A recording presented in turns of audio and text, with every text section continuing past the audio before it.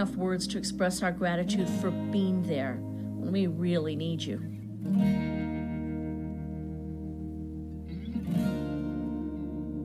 We're resilient.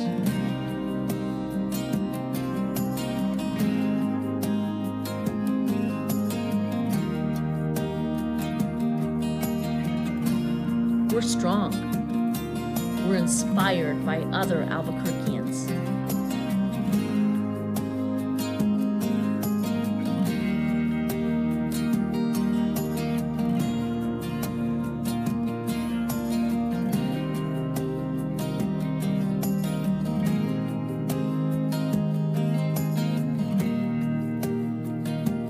We're always looking ahead. And how do we succeed at all this? Together.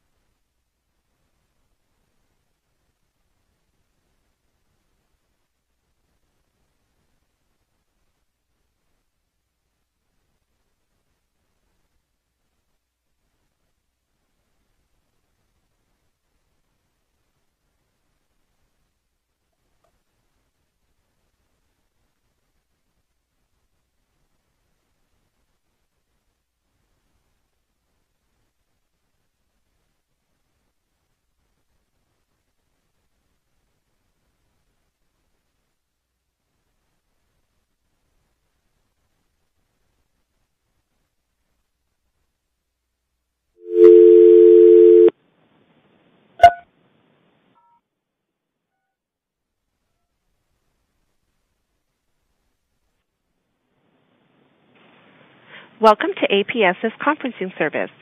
Please enter.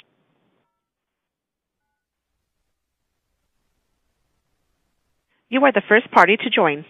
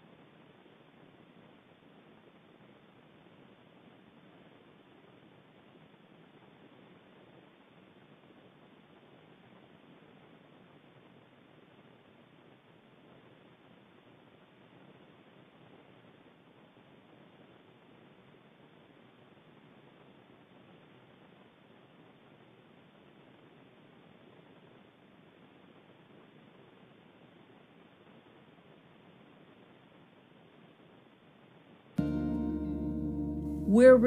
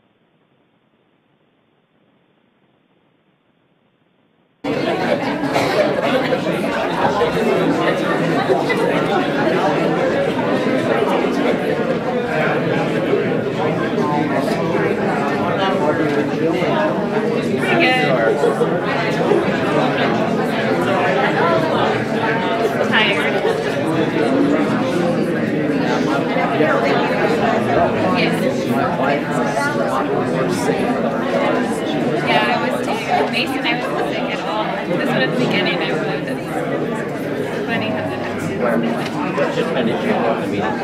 Right. The time expecting first seemed like it was a long time period, but now after we have a first or second, it seemed like we're so busy with that first and it's like you're going to do it, it'll be time. It really happens. That's exactly how it feels. Now They said we're we were doing like way too big pictures, and so it's like there's like two. we're also thinking like how are we going to deal with two right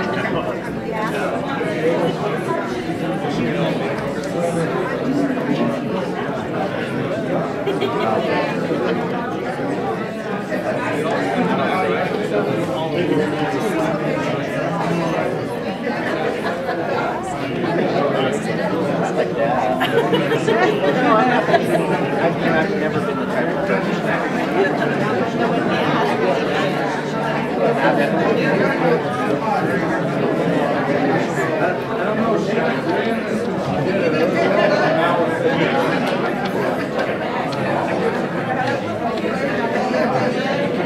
Oh, go ahead. No, just stand back here. Like, that way I don't make any silly shirts. All right, man. Okay. no, I don't think he'll probably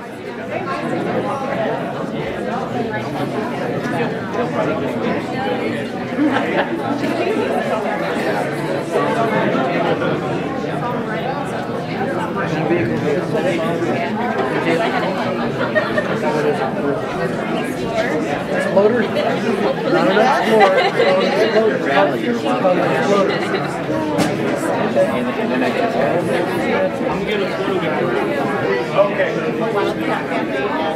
So, just driving it on. You have it. Obviously, the truck's on. Cool.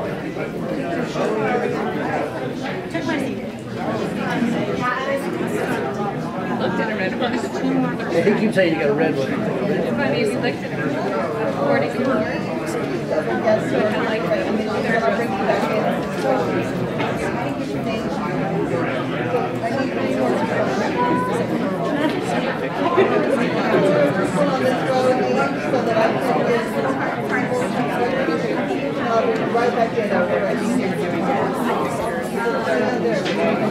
yeah, he actually wasn't. How do you become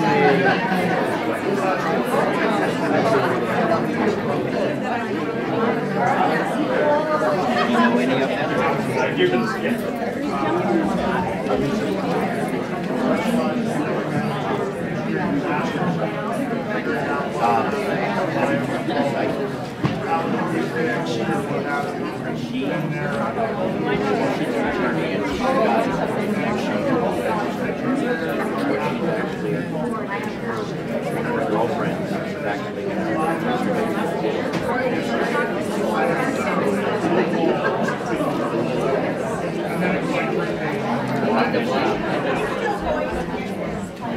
I used to compile a lot more data for my students.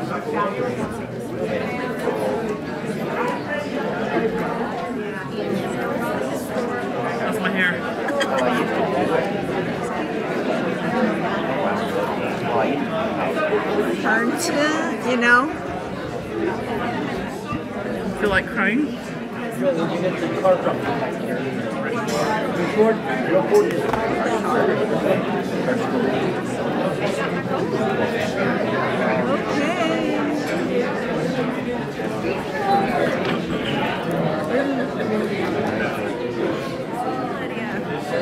How are you? Is it? It'll get better. It'll get better. It looks like it'll settle down. It will. How are you? Shirley was here. Way in the other end. I'm all by myself. Kind of early from the meeting. Frank's gonna pick me up. Sometimes that's not a bad thing. No. Sometimes. No.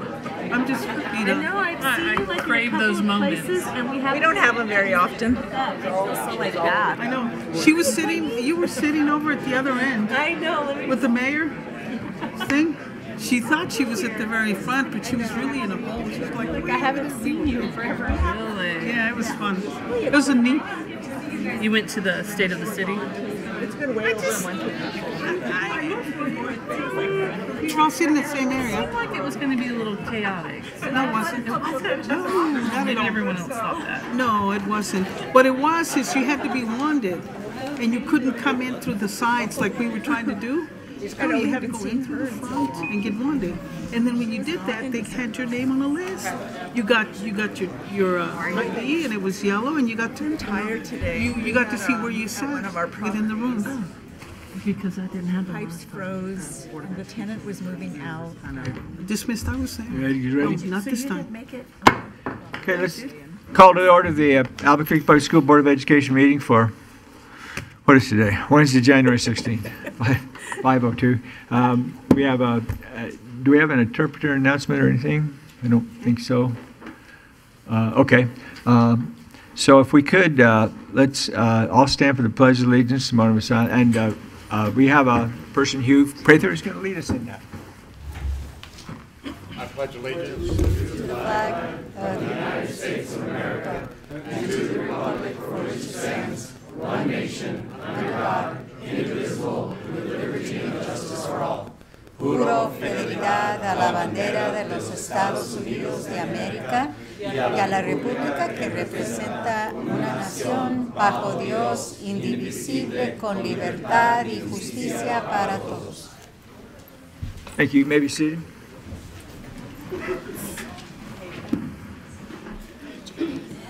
We have a moment of silence for the honor of all the APS graduates who've lost their lives while serving our country, please.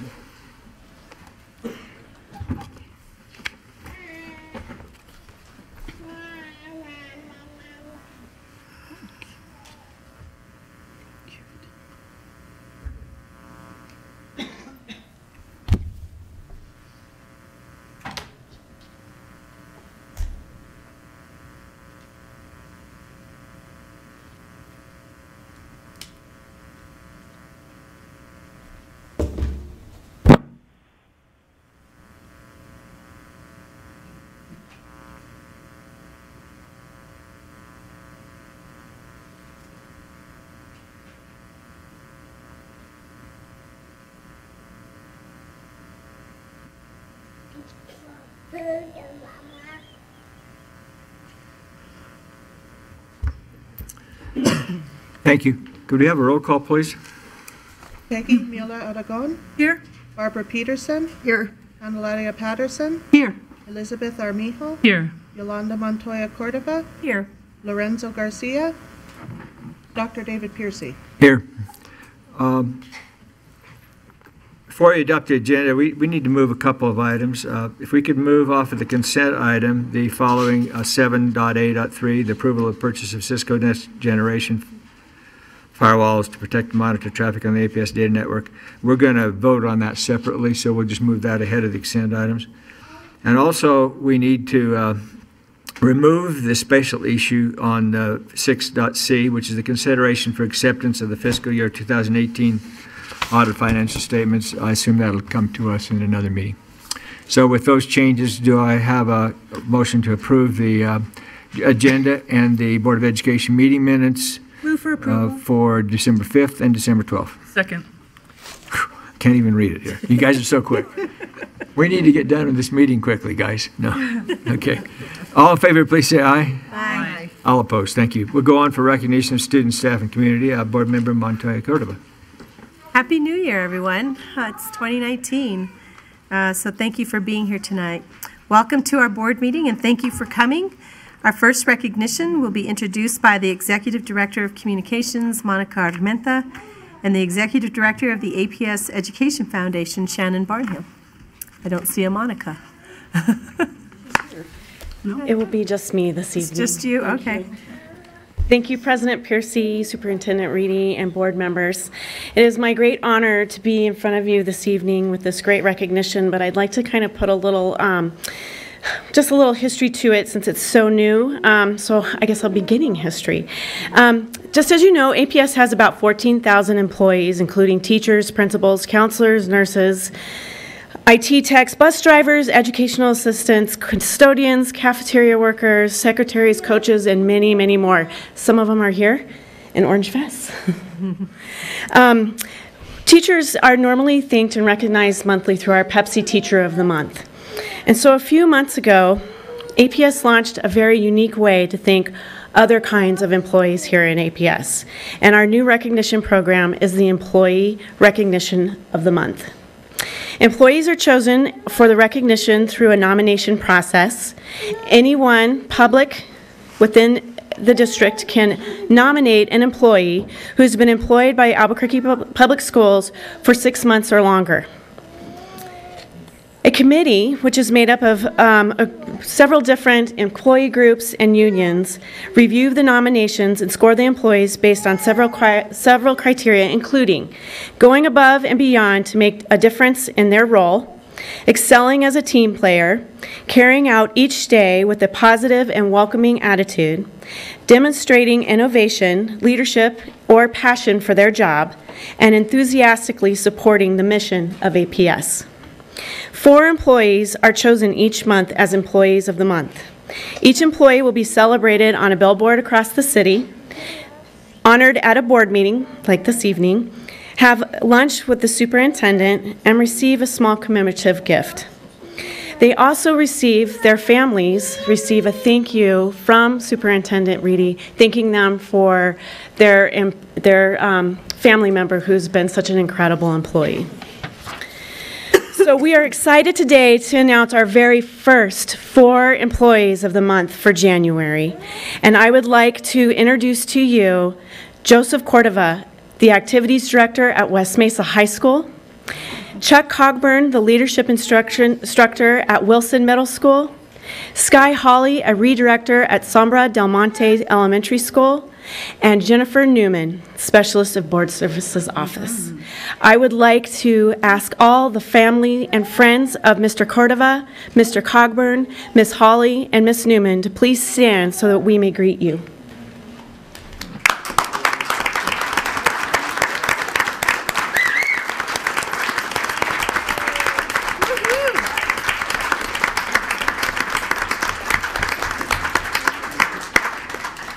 I just want to say thank you for everything that you do to help strengthen our students and our the community of APS. If I may please ask you to come up and please be recognized by our leadership, Superintendent Reedy, and our Board of Directors.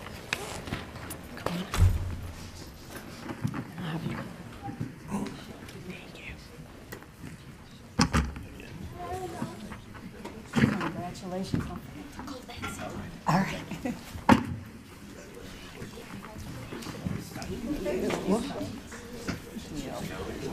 So happy to Congratulations. I think that would be great. Be here till 10.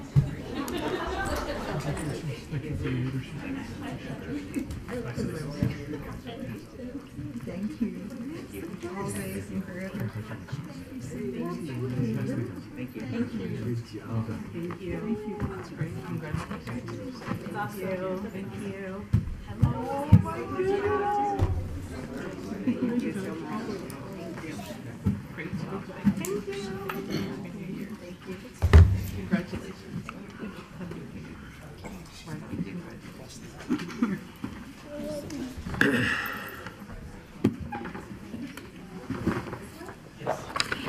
I'm sorry, I forgot to mention that there is a plaque that is on the wall. It now has been, if you ever come from this side of the building, there's a plaque that will have an ongoing list. So we talked about when you have your reunion tour, you can come see your names on the wall. Jeez.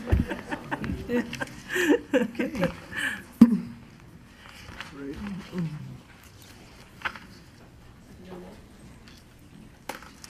I noticed that.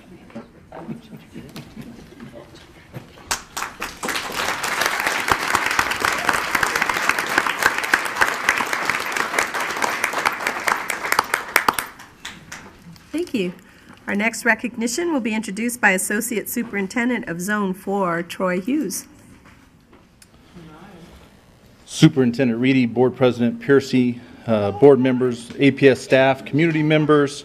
Tonight, I have the honor of introducing a unique achievement for an APS high school. Before I go into it, I'd like to invite up Georgia Henzopoulos, Marissa Kogan, and Assistant Principal Lee Arnett.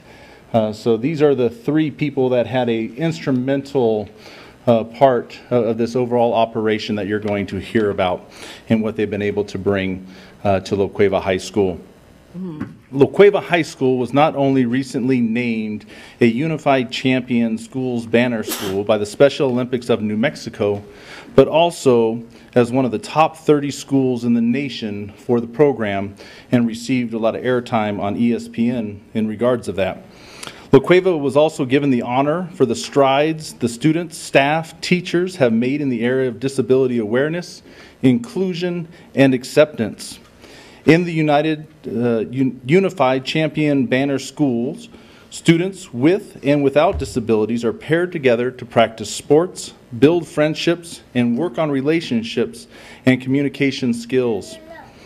These experiences promote a climate where students with disabilities feel welcome and are routinely included and feel part of all the activities, opportunities, and functions. Being named a Unified Champion Banner School is a prestigious honor and speaks volumes about the teachers, students, coaches, and other staff at La Cueva and the work that they are doing. There are several staff members here from La Cueva. I called up the three to be recognized. So all friends and family from La Cueva are these wonderful three people. If you would please stand so we can recognize you for all your hard work.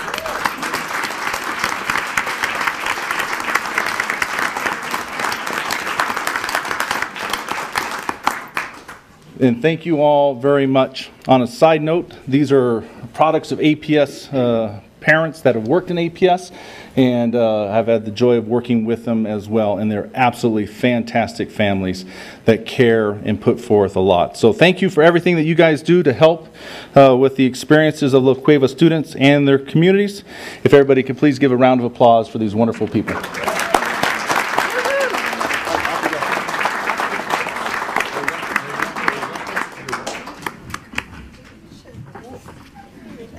Thank you so much for everything.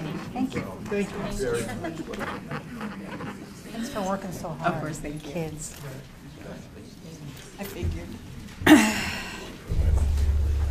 Yeah.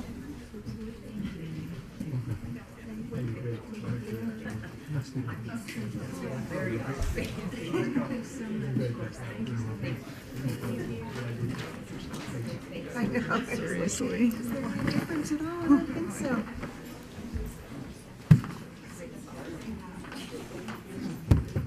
Thank you so much. That's a special thing. Thank you so much. Thank you. Thank you, John. Thank you. Oh, really?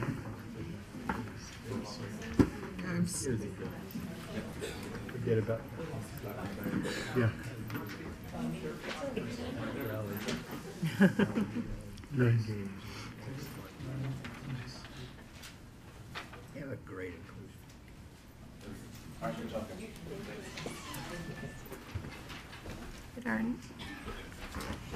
Our next recognition will be introduced by the Executive Director of Board Services, Ms. Brenda Yeager.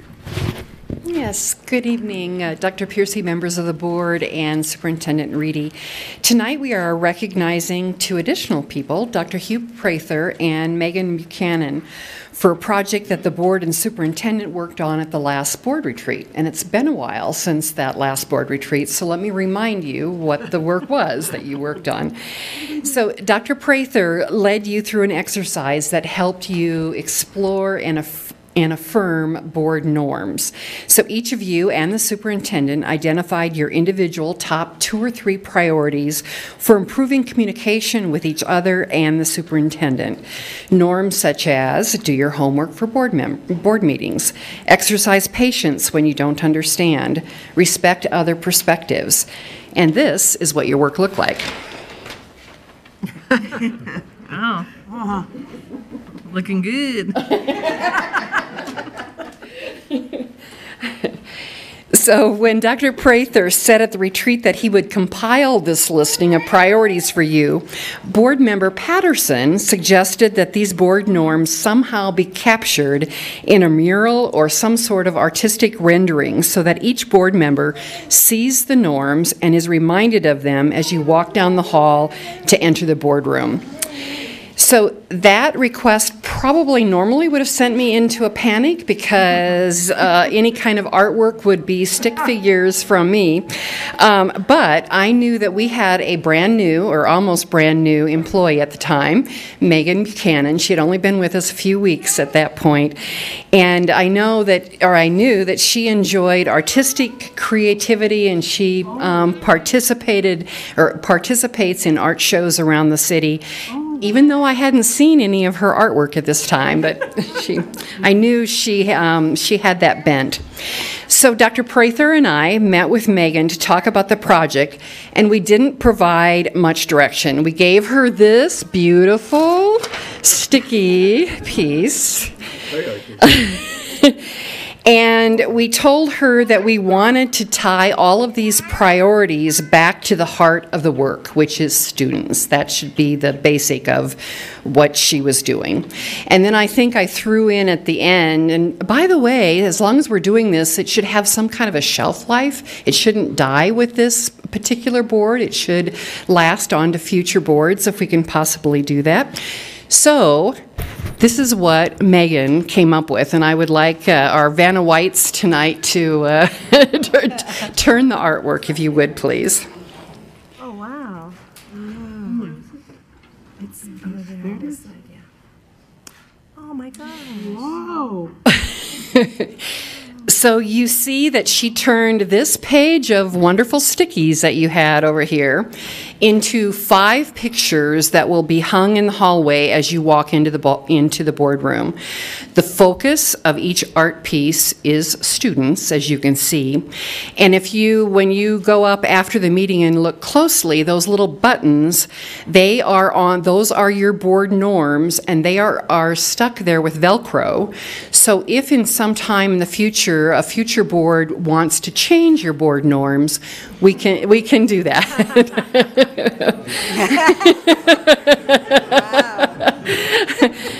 So I would like Dr. Prather and Megan Buchanan to come to the podium, please. Wow. And would you recognize them as they come forward?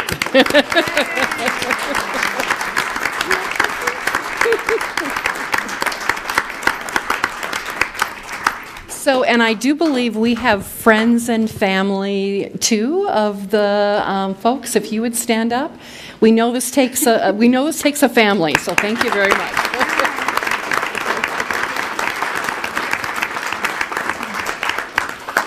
So, Dr. Prather is a former APS employee, but he probably, in his recent work, has probably touched, I would say, each of the 89 school districts across the state.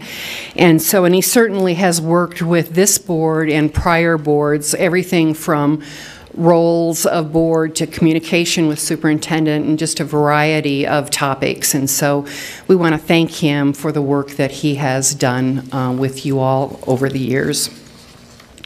And Megan Buchanan has only been in the board services, and she hates this, by the way. She's only been in the board services office since July. But she truly understands that the bottom line of our work is the education of our students, and you can clearly see that. So we're very pleased that she's sharing her talents and skills with us. So please thank these two for this project.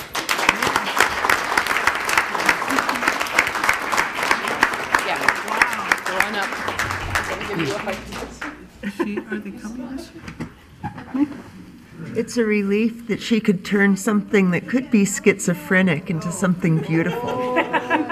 Secret is out. There you go, Megan. Yeah. Absolutely.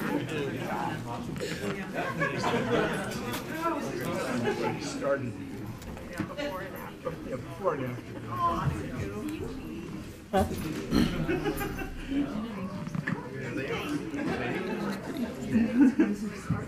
What is, oh, that is, yeah. Isn't it lovely? Those aren't crazy. Oh, is it my pad? I'm using my pad. Maybe I'll draw something. Find anything else that you need me to do anything for you? Oh my goodness, thank you. Great. Wow. Thank you. Love you, Megan. Yep. Great. Yolanda. What a great introduction. Thank you. So good to see you. Is she?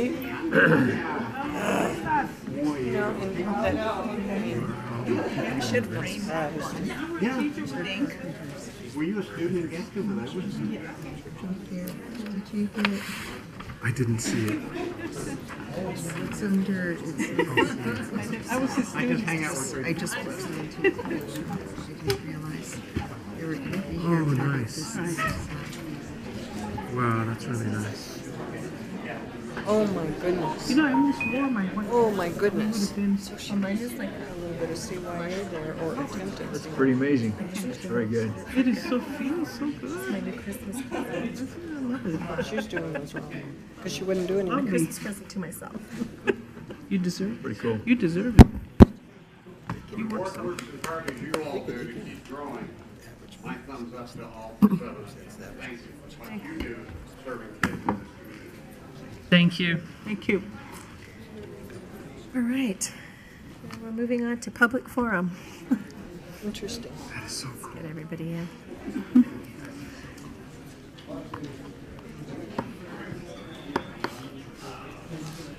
He's a teacher at my high school. Yeah. I saw a picture of him in one of the annual. I remembered, oh my gosh. I remember that there's the one that hired me back in 1990. Back in the olden days. It's our union. All right. I know. I see all the in the peripheral vision and it's bright orange. Okay, so we're going to begin with public forum. Are you special? Whether you are here with the requests for the Board of Education to consider, provide information, or just see how the Board of Education works and operates, we want to know that you're welcome. Thank you for being here. The Board of Education has established rules for expected civil behavior during the meeting and public forum. Upon signing in to speak tonight, you received a signature form and copy of the procedural directive which outline those rules for expected behavior. The presiding officer will enforce these rules as appropriate throughout the meeting.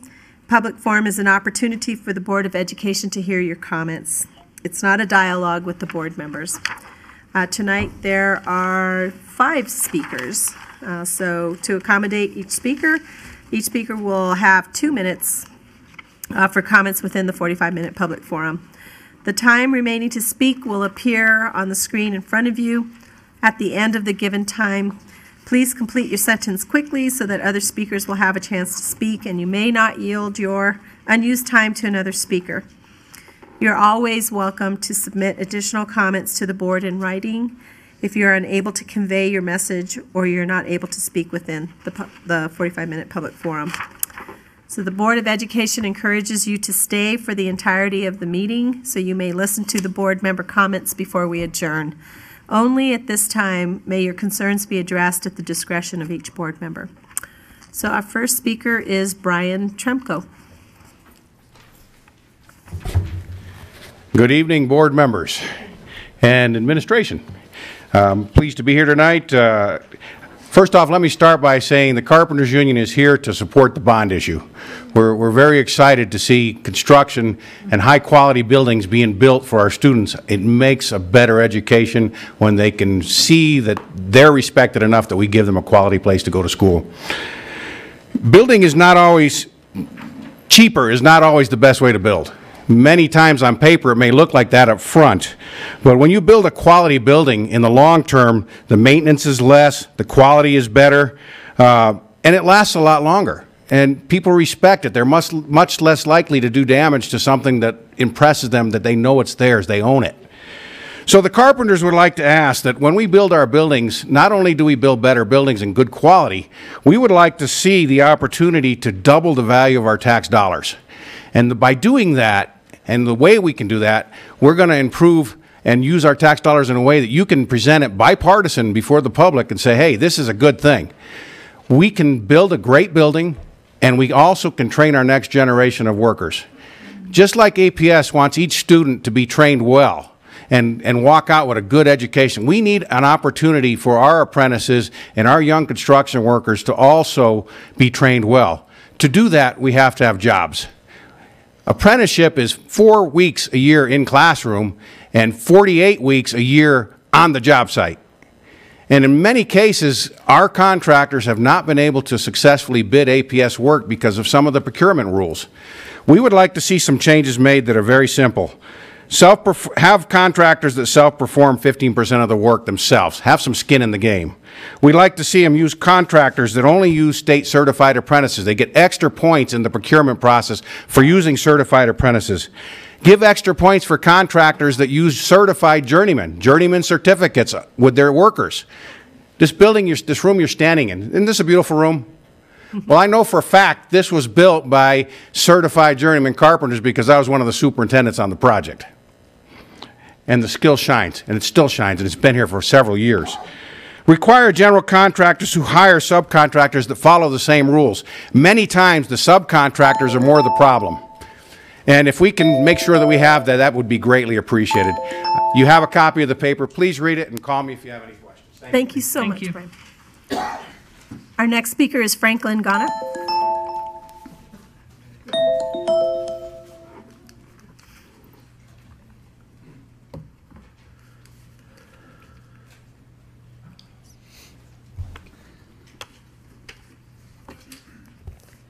Vice President Garcia, members of the board, Superintendent Reedy. Happy New Year.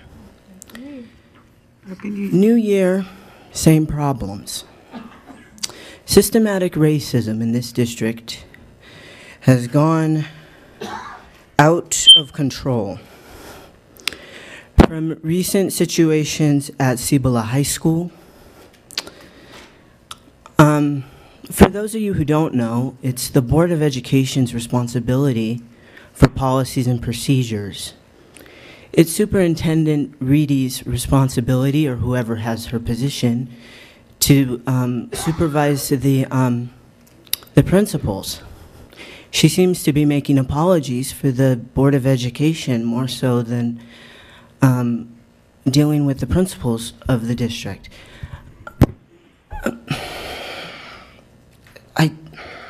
I'm so frustrated with you guys, I can't even make sentences.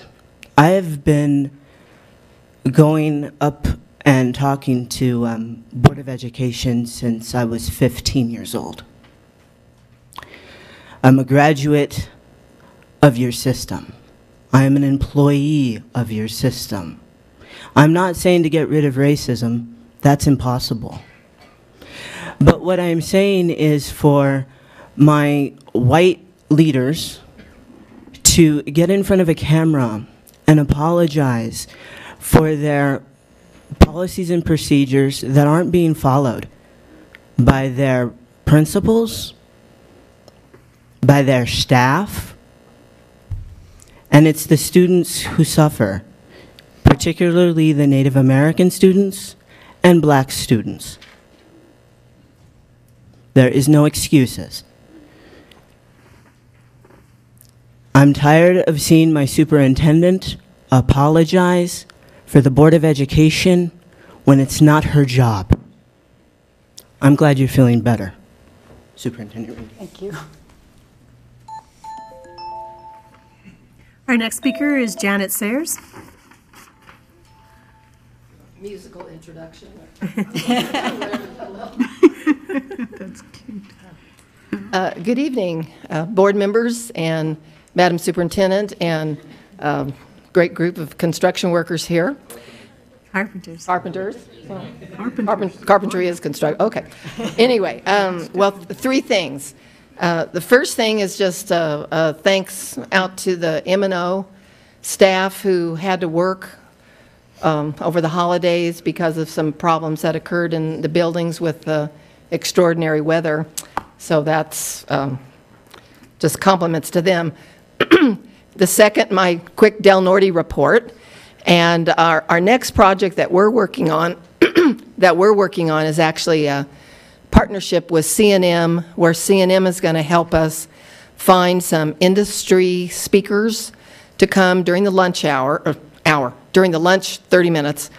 And we're going to try to get kids to, we're going to woo them in with pizza and have different people with different careers in skilled trades. We have all this money that we're trying to give for scholarships for skilled trades, and we've had difficulty in doing that. And I had the opportunity to just meet Mr. Nahar, the president of this. I know a guy of this group, and I'm going to try to recruit him to speak. But we're real excited about doing that and exposing kids to skilled trades. Last but not least, yes, I am voting yes for the tax increase. And I found some old paperwork. In 2012, my tax bill for everything was $1,658. In this year, it's 2022. And of that 2022, right around $500 goes to APS. I'm happy to pay another $100 in next year's. It's about the future. It's not about the past. It's not about things that I did a long time ago. I want the kids to be in the best buildings that are heated, cooled, not leaking. I want security, etc. Okay, there's the bell. Our next speaker, Rosendo Nahar. Oh, I should have said that right. Rosendo Nahar. Thank you, ma'am. Excuse me. Actually got it right. I said that wrong. What the heck? Good evening, board members and faculty. My name is Rosendo Nahar. I'm president of Carpenters Local 1319. You guys heard my brother talk about some of the procurement issues that we have. And several of you guys, I've met several of you guys throughout various of the opportunities that we had. And if you guys just get with your schools and ask them about what the Carpenters are about, we are about investing in our community. We are trying to be part of the solution, not the problem. What we're here speaking about the procurement issues that we have, it's we have a lot of great contractors that work in Los Alamos Labs, Sandia National Labs, Kirtland Air Force Base, and some of the procurement, some of the things in your procurement is not allowing these guys to bid on these projects because they haven't done a school in the past 3 years. These are great contractors. If they're able to build on our national laboratories, why can't they build our schools? You know, we as representatives visit the job sites and we're constantly seeing some subcontractors from out of state. And it's not just that we're paying for these school projects and we're not allowed to work on these projects. You know, we're very upset. I'll give you guys an example what happened with the art project. $80 million of our tax money, and the guys doing the concrete work out there were from El Paso, Texas. How is this right? It's not right. So we're asking your guys' help. You guys are going to be part of the solution here. We need the board members' help in changing what you guys have in the procurement. You know, let's not spend the tax money. Let's invest the tax money. What better way than to have double bang for our tax dollars when you have people that are going through our school system working on these school projects? It's cheaper is not the better way, guys. We need to invest in our community. We need your guys' help with this. We're 1,200 members strong throughout the state. We have a calling list for the Albuquerque area of 500. We will be making calls this week, all next week. We will be pushing for this bond, but we need your guys' help. We need the changes in the procurement. We need to put our people to work. If we live here, we pay here, we want to build here. It's not just that our people are having to travel to the southern part of the state or the northern part of the state to work when there's a lot of work here in town. Please, we oblige, please help us. We need the changes done at the procurement level. Thank you.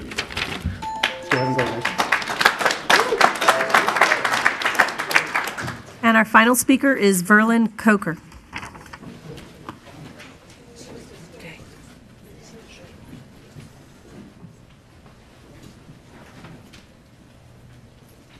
We got to get on their job.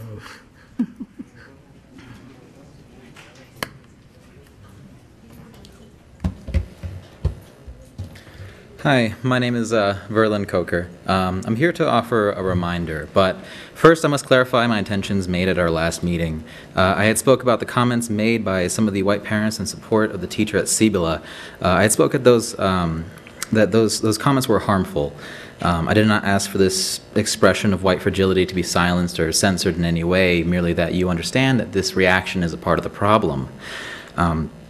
As well, last meeting, one of the approvals you had given out was for the APS calendar, and one of the demands from the community was to put the Pueblo feast days on the calendar.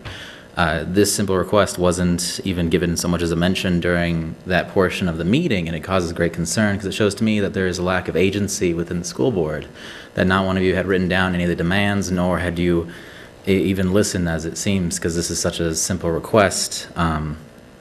As well, there also was a concern for me personally about the scrutiny given to one of the charter schools over IEPs. The IEP fulfillment rate wasn't up to par, but from my experience, IEPs are more often than not fraudulent in either expectations or executions.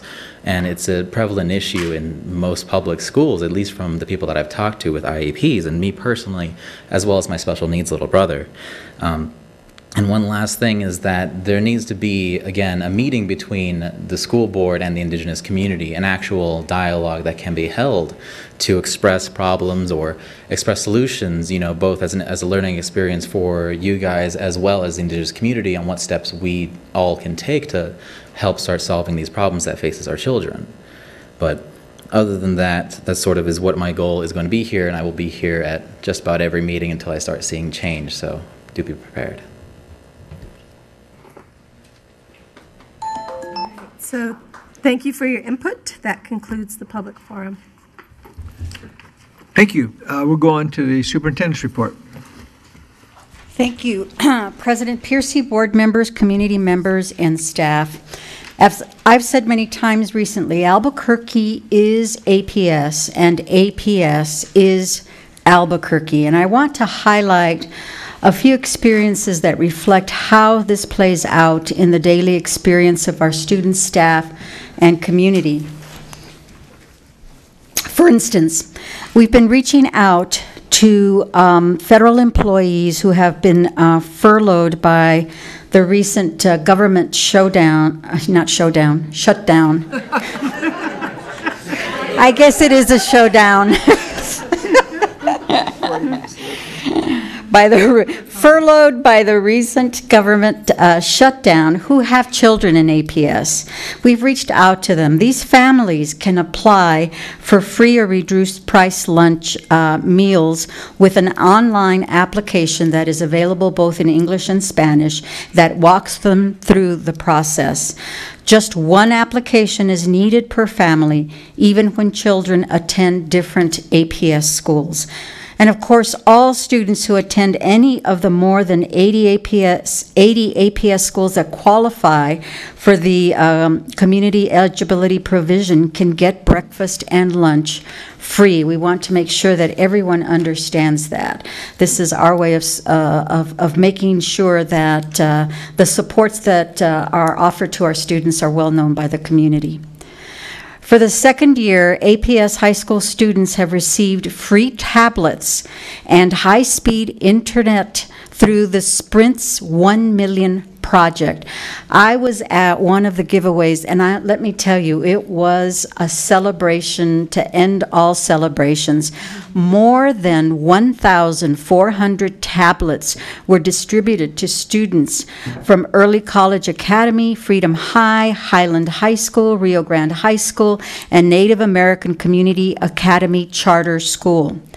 The 1 Million Project is the largest corporate initiative in U.S. history to bridge the digital divide and help close the so-called homework gap for students lacking home internet access.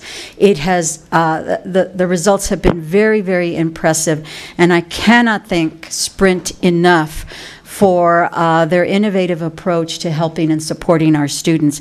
I'm thankful for the partnership of APS with the foundation and with Sprint to help students thrive in school and in life. So the idea that APS is Albuquerque and Albuquerque is APS is also reflected in the upcoming special election. If you are registered to vote, you should have received or will very soon receive a special election mail-in ballot from the Bernalillo County Clerk. Please remember, the funds we are asking for can only be used for capital projects can only be used for refurbishing and for buildings and for upkeep. They can never, ever be used for operational expenses like salaries. I want to make sure there's a lot of confusion with our community as far as, well, maybe this money, instead of being used for whatever purposes we've outlined, should go to teacher salaries. That would be wonderful, but the fact is that by law, that is not the way that this works. The community decides the upkeep or the refurbishing of the buildings. The community owns the buildings. Salaries and all operational costs come from the state. The state really and truly is not into building or keeping up schools. So I think we need to be very, very clear on that, that difference. No matter how you vote, I ask, I beg, please vote, because this is a democracy and your voice matters. We've worked very hard to make sure that we have the information and the data that you need in order to make an informed decision, and all we ask is that you take advantage of your rights and make sure that your voice is heard. If you have any questions, please go to our APS website where all the data and factual information about this special election is available. Another way that APS is Albuquerque is reflected in our day-to-day experiences. It's found in the work that we are doing with Native American communities. We have met and are in contact with many of our partners, including the Council of Great City Schools, Western Educational Equity Assistance Center, Southern Poverty Law Center, Teaching Tolerance, the UNM Native American faculty, and Harvard. We're developing cultural competency training for APS administrators, teachers, school board members, and staff with these partners, specifically New Mexico, the New Mexico PED Indian Education Bureau. We are in conversation with the Indian Pueblo Cultural Arts Center and Dr. Cajete from UNM to develop anti-oppression curriculum, including education about the harms of racism. We will be offering professional development regarding the newly developed New Mexico PED Indigenous curriculum to our teachers at the end of May. The curriculum has been vetted by all New Mexico tribes. We continue to offer ethnic Native American studies and Native language courses as elective courses. And we will do more to post resources on all Heritage and History Months, including Native American Heritage Month. Native American feast days will be identified in our calendars. However, we do not have our calendars for next year. They're not published yet. They're not printed. But that is certainly something that we are going to be making available for all our community members. In addition, language and cultural equity and library services have been working together to purchase more culturally relevant books for libraries across the district. We are hosting a Native American Community Forum on January 24th, 2019 at Paradise Hills Community Center from 5 until 7 p.m. And specifically at Cibola, the ethnic studies teachers are also conducting interviews to assess the current school climate. And a group of 15 student representatives are working with the Cibola Safe Team Coordinator to plan a Safe Team all-school assembly on February the 5th. I'm very proud of the work that we are doing to strengthen our relationships with Native American community, and all minority groups. This has been very hard work, and it cannot be instantaneously clicked on and off. We are committed to this, and we will continue to work with our communities to ensure that our children feel safe, that they are respected, and that they feel that the school is a safe, welcoming a home for them. So this concludes the superintendent's report. Thank you very much. Thank you very much, Superintendent. We'll go on to special issues. The first special issue is consideration for approval of renewal of Indian policies and procedures. This is discussion action, and Dr. Madeline Cernan Marmel and Associate Professor, yeah, you are a professor anyway, Associate Superintendent of Equity, Instruction and Support, and Dr. Daisy Thompson, Director of Indian Education Department. So however you guys want to do it. Sure. Good evening, Dr. Piercy, members of the board, and Superintendent Reedy. We're here tonight to present you information, and I'm going to introduce Dr. Daisy Thompson, our Director of Indian Education.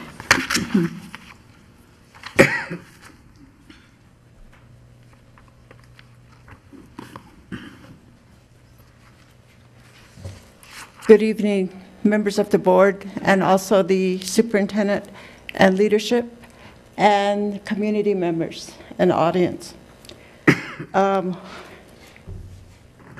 here tonight to request approval of the Indian policies and procedures that is done annually, just right before the submittal of the impact aid application every year. Each year, the Albuquerque Public School District submits the impact aid application to the U.S. Department of Education. The annual application requires an updated Indian policies and procedures submitted at the same time on January 31st, 2019. The IPP was revised and renewed on June 25th, 2018 for alignment to the Every Student Succeeds Act of 2015 and met the required federal guidelines in 2018. The only change to the IPP that you are approving is that our membership, the Indian Parent Committee membership, has changed, and there were some typos and errors on the document. They were minor, so those have been corrected. The Parent Committee reviewed and approved the Indian policies and procedures during a scheduled meeting on December 13th, 2018. The IPP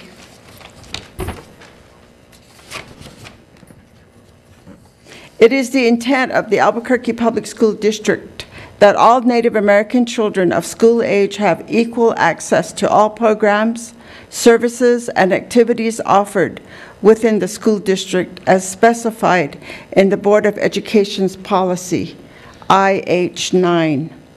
And IH9 states, Indian education, the Board of Education, the Albuquerque Public Schools, recognizes the importance of Native American students maintaining their traditions and values while obtaining educational skills to enable them to be responsible and productive students and members of society. The Board of Education desires to ensure educational opportunities for all students, including Native American students. The Board of Education shall foster cooperation and maintain an open line of communication with tribal governments whose jurisdictional boundaries include areas within the Albuquerque Public Schools boundaries to verify, in accordance with state and federal law, which these tribes agree with APS Indian education policies and procedures. The superintendent and her designee shall draft appropriate procedural directives to implement this policy and assure compliance with state and federal Indian education laws. And that's what the Board of Education's policy says in IH9.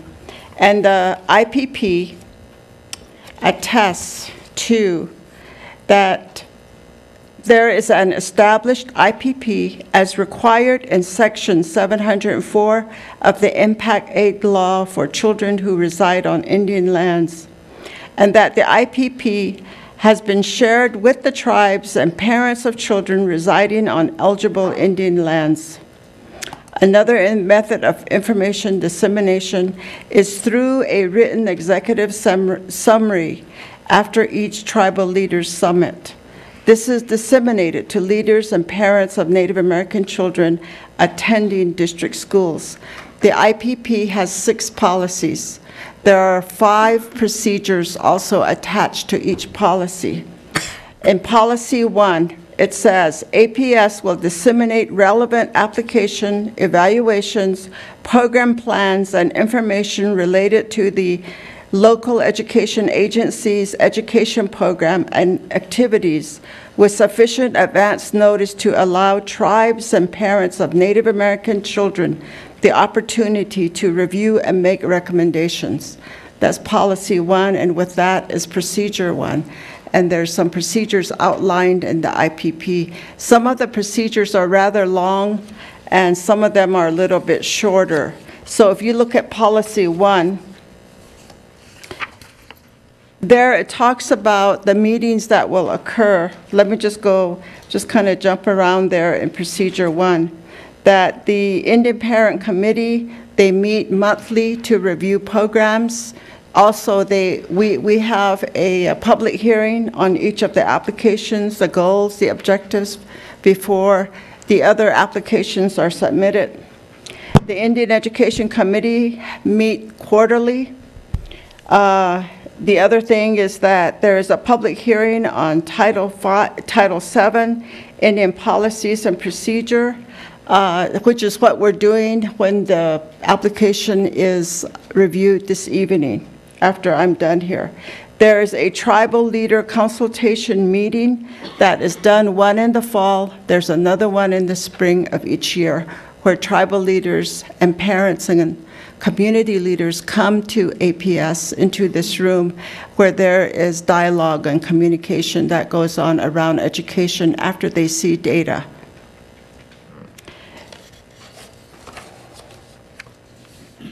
The IPP is disseminated to every tribal community that is impacted by the Impact Aid application. Some of the areas that are impacted are Acoma, Cochiti, Isleta, Jemez, Laguna, Sandia, San Felipe, Santa Ana, Santo Domingo, Orgewa, and the Tohajale, Canyoncito, Navajo region. All those communities are within a 50-mile radius of APS.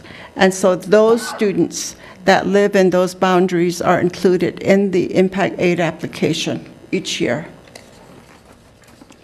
Policy 2, the Albuquerque Public School District will provide an opportunity for the tribal leaders and parents of Native American children to provide their views on the district's educational program and activities, including recommendations on the needs of their children and on how the district may help those children realize the benefits of the educational programs and activities. And then there's procedures of how those will happen following policy number 2. Policy 3, the Albuquerque Public School District will annually assess the extent to which Native American children participate on an equal basis with non-Native Americans in the district's education programs and activities. APS will actively consult with and regularly involve the IPC as well as interested tribal officials and parents of Native American students who attend APS in the planning and development of educational programs assisted with Title VII funds, which is now Impact Aid. The Title VII application will be available for review by the IPC and other interested members of the Native American community at least 10 days prior to the public meeting generally that is held in January before the submittal of the application. Discussion of equal participation of Native American students will generally be held in January at an APS Board of Education meeting. The IPC and interested parents of Native American students who attend APS and tribal officials will review assessment data to develop or modify educational programs or services so as to follow participation of Native American students on an equal basis. These findings and recommendations will be presented to the Board of Education in March or as required by federal guidelines. Policy 4, the APS school district will modify the IPPs if necessary, based upon the results of any assessment or input described in this document.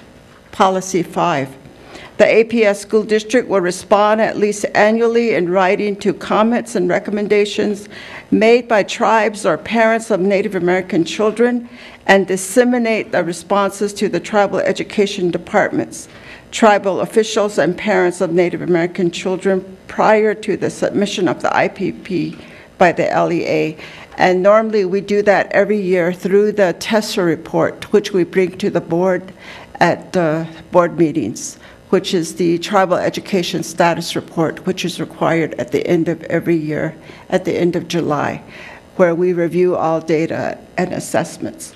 Policy 6, the APS school district will annually provide a copy of the current Indian policies and procedures to the 23 New Mexico tribes via mail, email, post, web posting, and parent messenger. We do that from our office to all tribes that are impacted by the IPP. And so with that, I want to conclude by saying that I want to thank APS, I want to thank the superintendent and the board for the changes that are happening. These are positive changes. I see that it will have positive impacts. It will be our curriculum that is utilized by all students in APS will be impacted in a positive way. There will be an open forum. I believe there may be 3 or 4 open forums this spring, and I am very grateful that Native American parents and community leaders will have an opportunity to express their opinions, suggestions at this open forum. So I see positive things happening there. Students, high school students in various high schools are having focus groups, and they are responding to having dialogue and discussion about what they've experienced, what they would like to see in their education if there will be any changes, and we are transcribing those. So we have teachers and we have one counselor that are going out and having a student focus group discussions. There's going to be professional development that is coming for all of us, for all central office leadership, principals, teachers, everybody will receive professional development around cultural sensitivity and relevancy. So there is open communication. I see that. So I see positive things happening. So I want to thank all of you for your help, for your support in all of this. I also want to thank Dr. Serna Marmol for making the biannual tribal official meetings happen. We've been struggling with it, making that happen every fall, every spring, but when she came on board, she made that happen, and the support there. So I want to thank her for that. That is it. I'm open for questions. Board members, any questions, comments, or thoughts, or? I have a question, Dr. Sure, Board Member Garcia. So your parent meetings are happening monthly? Yes. And where do you hold those? We go around the city at various schools. We also go out into the community sometimes. We have a retreat every June, and the parent committee, that's when they schedule their meetings. And so we are either at a high school this month, we will be at Jimmy Carter Middle School, and we've been as far away as Isleta, Santa Ana, Tuajale for some of our meetings. And are these published on the website? Yes, it's on the APS website. Okay.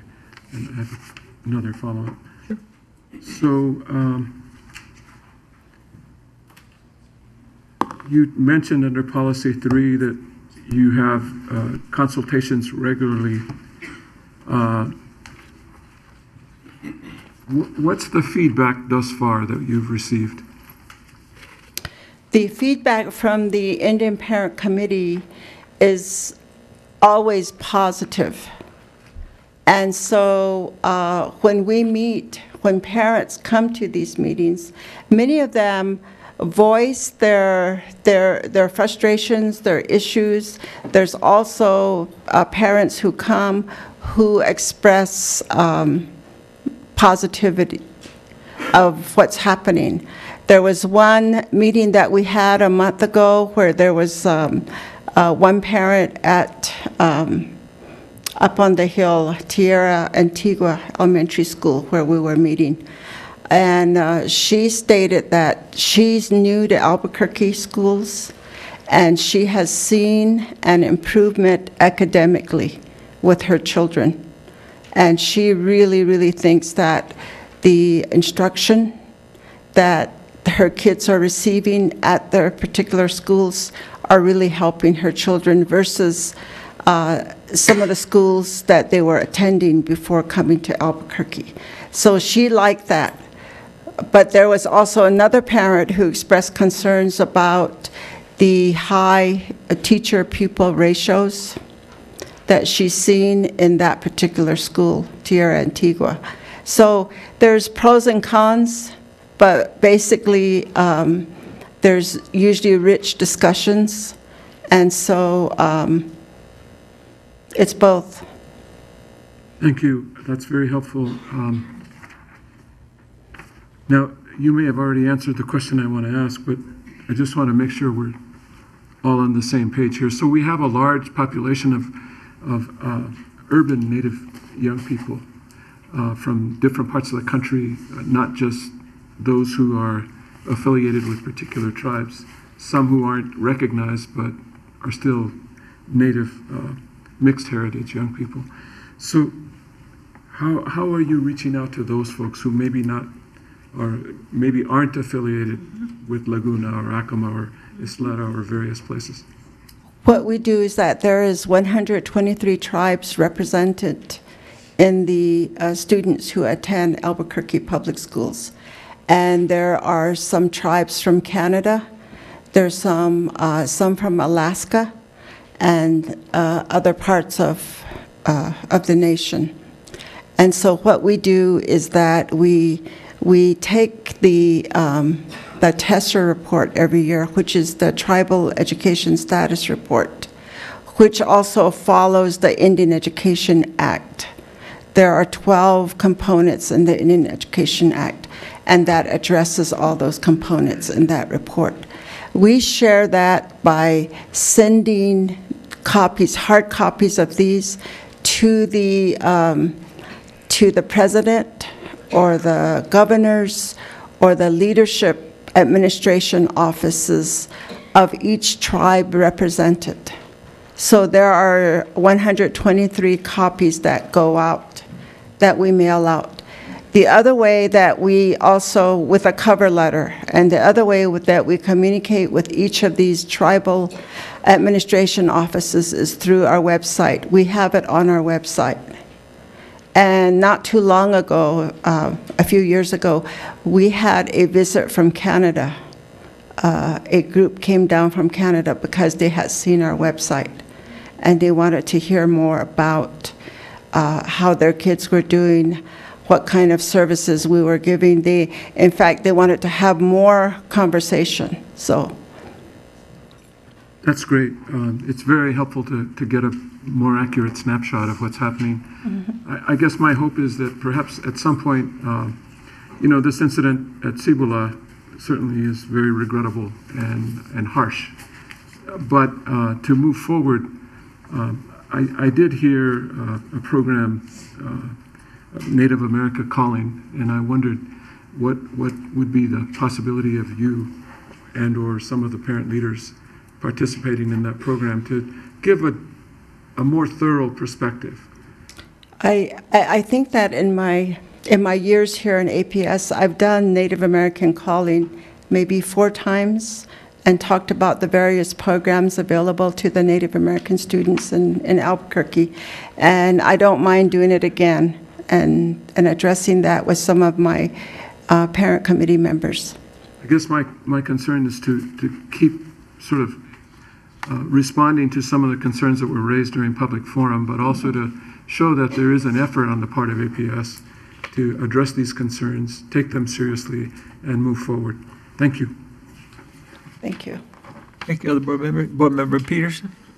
Thank you, Dr. Thompson. I mean, it's clear that there is an incredible amount of work that's gone into this, and that your leadership in collaborating with the superintendent and with Dr. Serna Marmel is definitely leading us in the right direction, and I appreciate that. Is there anything that you feel like we can do as a board in terms of prioritizing, supporting resources just to support you, help this whole process become as dynamic as it can possibly be? Is there something more that you need, that we need to attend to? You know, I was prepared for something else, but not that. But I was prepared last month, and I gave out copies, I believe, to all the board members of that document that we had written up. And my parent committee and some parent members did do a open forum during the, I believe, the December board meeting. And in there are 5 goals outlined that that we need support for Indian education in APS. And I disseminated that to all the board members and to tribal leaders. I don't remember from the top of my head, so I can't make that up, but you have those. but I can make it available to you again. Thank you very much. Other board members, comments? Yeah, Board Member Armijo. Dr. Thompson, in reference to the January 24th forum that's coming up, who moderates that, and do you involve community members? Yes, what we did today is that we sent a, through the parent messenger, we sent a message out to all Native American parents who have children enrolled in APS about that meeting. And we will be doing a reminder next Wednesday, the evening before the open forum. We do that from our office. And there is a gentleman from Laguna by the name of Stan Holder, who will be the facilitator. In addition to yourself, what other APS administration is there with you to listen and hear concerns? I believe that what was your question again?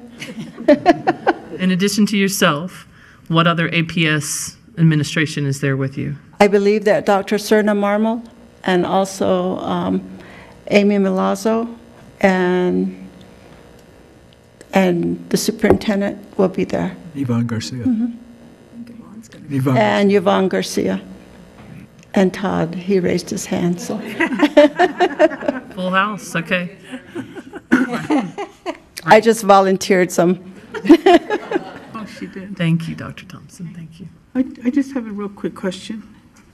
Okay, and I know you probably addressed this with Vice President Garcia.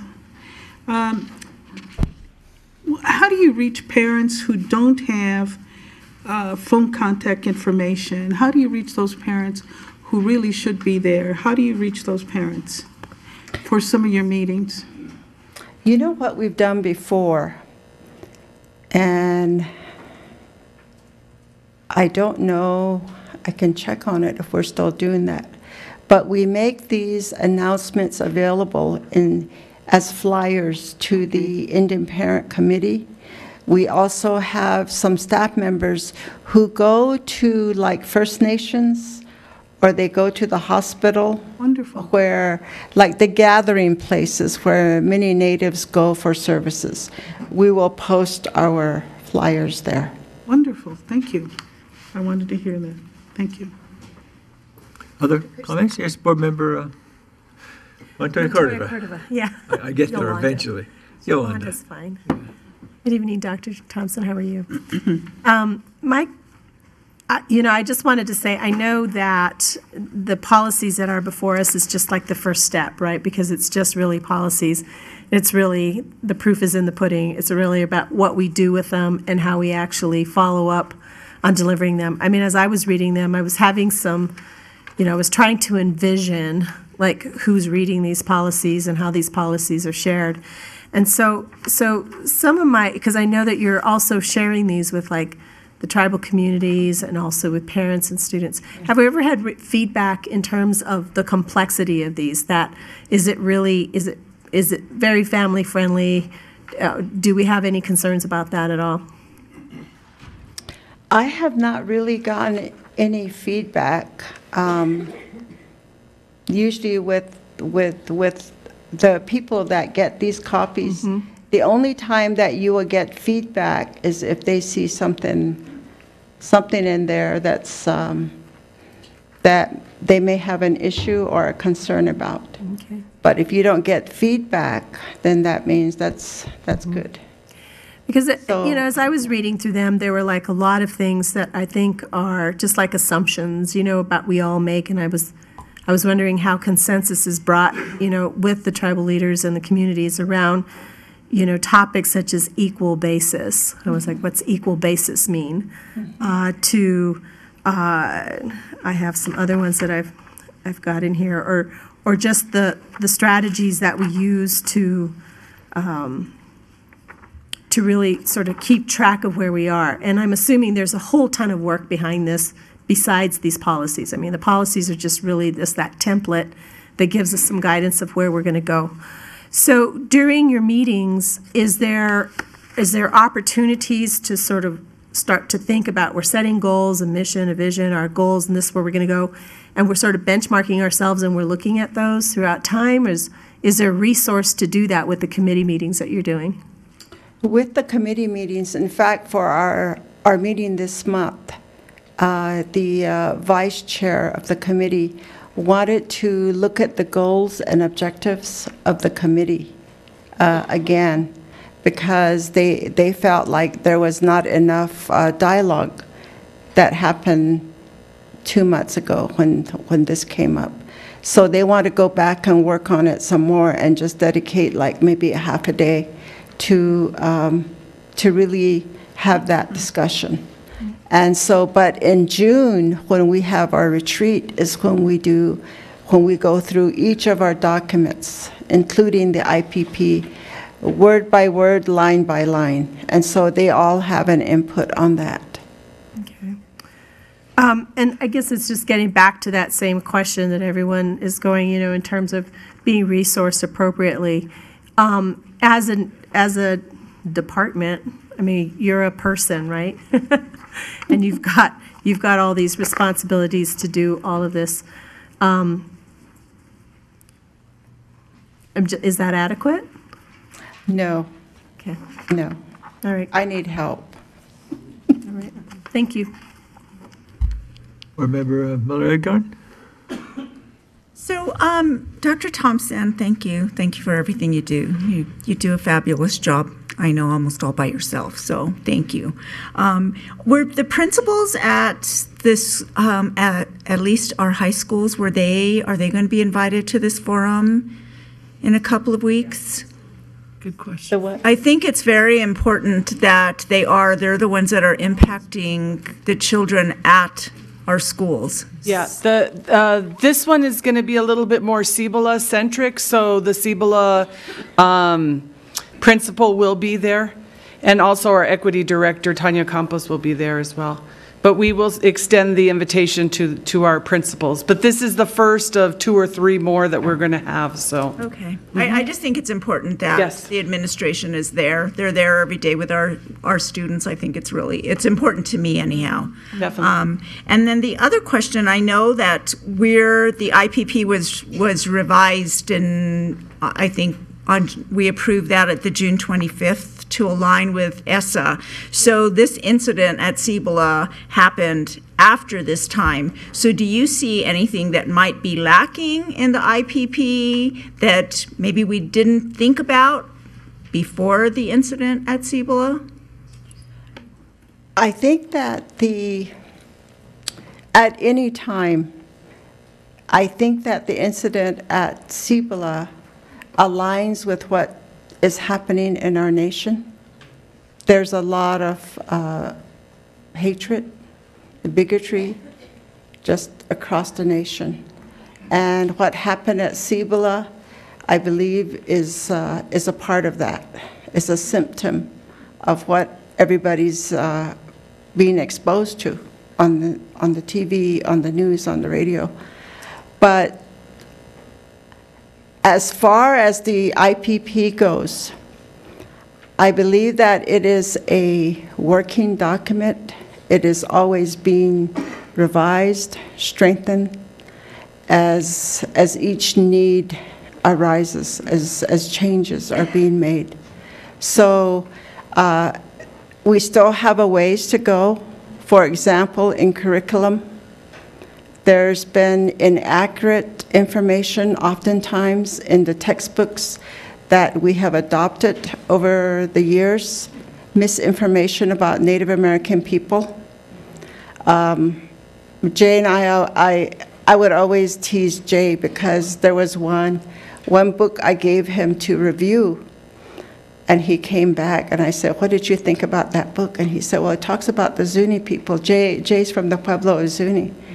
And he said, and describe the Zuni people. This book described the Zuni people as being short and happy. And so I would always tease him about that. So there is inaccurate information like that sometimes in some of the textbook that are adopted. But now with the change, with the beginnings of what happened at Cibola, I believe that there is more input of work that was done by Native American people who have developed the curriculum, like such as the one from the New Mexico PED, Indian Education Department.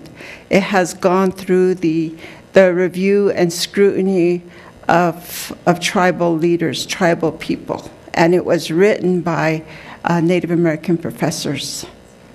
So the information is correct now. So I think we're on the right track. It's the beginnings of the right track, and so I'm very hopeful. Good. We just have to keep listening. Mm-hmm. Thank you. Thank you, Daisy. Appreciate greatly what you all are doing. I think, again, a lot of the things that I've heard are definitely addressing the concerns that we've heard in our forums and so forth, even tonight. We talked about the calendar. We talked about having the forums here in the future and having multiple ones. That's what we're doing, and we are responding to that. In other words, that's what our job is, and I think, in fact, we're making good progress with there. Doesn't mean we're complete, obviously. You know, we're going to work on that. That's what I think we're doing. So thank you very, very much for getting the January 24th forum set up. I think it's a good start for us to start talking, having good dialogue. You know, we were asked to do that. We are doing that. And I think follow-on forums, and not just saying, well, this is a one-time thing. I think it's an ongoing journey that we have to keep working on this and understanding what it is. And it's not just in one school. You know, it's not just Cibola. It's all of our schools, because all of them have certain kinds of concerns. So I think that's what we're doing. And so I appreciate that very much. So thank you. We have a need to approve this, so I'll entertain a motion for approval. So move. Second. All in favor, please say aye. Aye. Aye. All opposed, thank you. We'll go on to the second item here. Let me get it up in front of me here. It's consideration of approval to file the application for Title 8 Impact Aid. That again is a discussion and action. Tammy Coleman, our Chief Financial Officer, Teresa Scott, Executive Director of Budget and Strategic Planning, and Mahela Marin, Senior Director of Grant Management. Mahela. Good evening, Mr. President, members of the board. Happy New Year. Happy New Year. I would like to thank Dr. Serna Marmol and Dr. Thompson, and building on their presentation. I'm going to expand a little bit on what Title 8 does for our district. The Title 8 Impact Aid application brings income to Albuquerque Public Schools in 3 areas: federally connected students, federally connected students with special needs, and Native American students on tribal land. This application, per federal standards, needs to be renewed every year with clear deadlines, and that is why we're bringing it to you right now. And as of the last year, we moved to an electronic data gathering process, which has increased our award by $120,000. And I would like to express my thanks to the amazing staff that is putting together the surveys and gathering the data. You might remember us bringing it in front of you last January. This is the consideration for approval to file the 1819 application for the Title 8 Impact Aid. And it will be the initial application based on ready to meet the January 31st deadline at the federal level. It will undergo several changes if additional students will be identified under it, and a final version of it will be ready as of June 2019. I stand for questions. Board questions? Comments? We're awful quiet. Well, it's because this is a tough one to understand. I mean, it's a bunch of numbers, and I was like, what does this all mean? It means there are a lot of students that we're getting aid for. I get that, but it just seemed kind of complicated when I was looking at the numbers. Like Sandia National Labs was a group of students that are impacted by federal aid. I just didn't understand that, some of the designations. Mm-hmm. Mr. Chair, members of the committee, or members of the board, basically the numbers that you're looking at are any student that is federally connected, we earn money based on those. So if that student is federally connected because their parent works at Sandia Labs, we earn money for that. If they live on tribal land, we earn money for that. If basically it's anybody who doesn't pay federal taxes, this is kind of a way for us to recoup a little bit of what they don't have to pay in. Did that help a little bit? Yeah. So there's only 375? There's only 307, the total is 375 students, so that's all there are?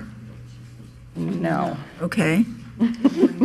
One of them in one group. So how many are there then total? I'm not sure which page you're looking at, but there's a table 6 toward the back. 3820. The current year. 595, table 4. Yeah, each table is different.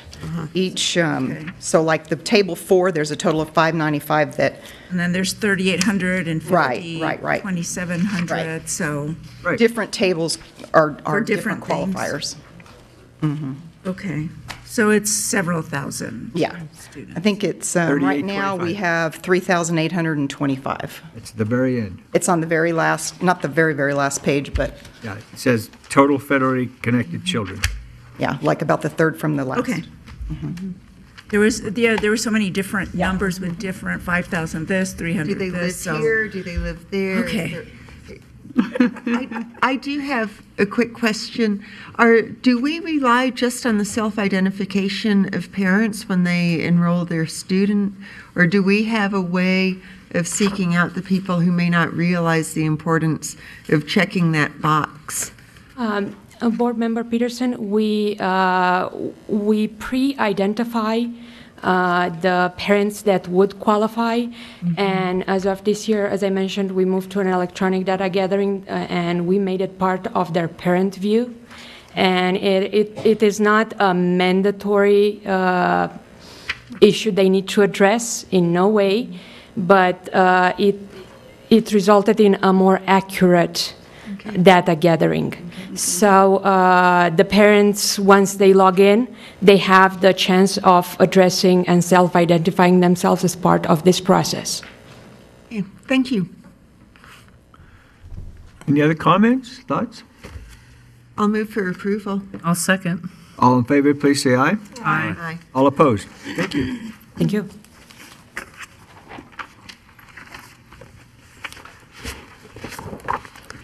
And the item C has been removed. So we'll go on to the vote for the item, consent item 7.A.3. And you remember that we had a little discussion about the fact that we couldn't figure the numbers out exactly. Yes. And so they have provided for us, you have it in the little handout that we had here at the beginning, a little note That's that front cover. And the front cover does a nice job of adding up the numbers and coming up with actually the final number that we're approving. So hopefully that will satisfy the needs that at least I had and others had. So if you have anything else to add on that, Jason? So President Piercy, members of the board, thank you. Yes, a new action memo, new haircut, so hopefully everything will line up tonight.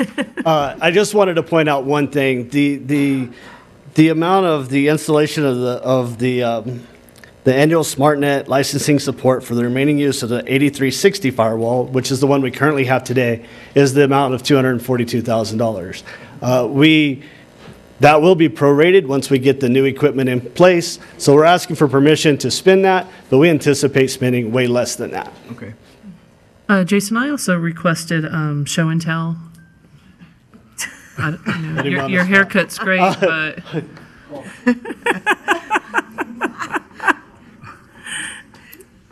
this will be the second time, so.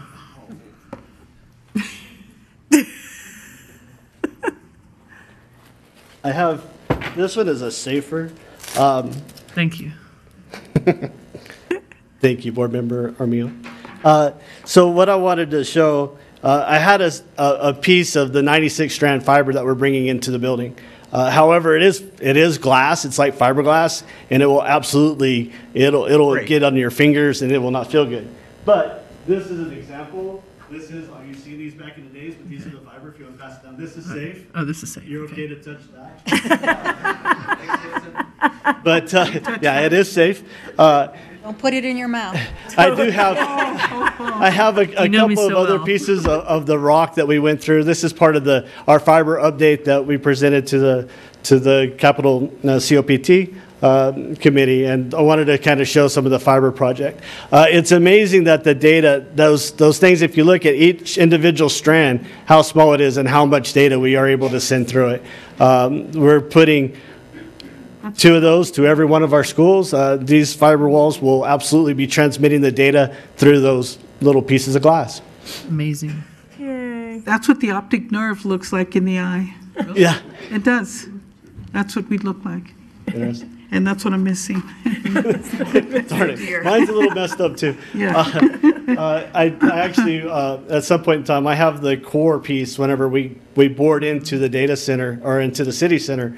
Whenever we go through and penetrate cement, you actually have to core drill that. And I have the one that I was got to be proud of or part of over at Rio Rancho when I built their data center, and I have the one here. And so we'll date that and put that somewhere in archive because it's pretty significant impact for us to bring that capacity to the district. Yes, and to the city.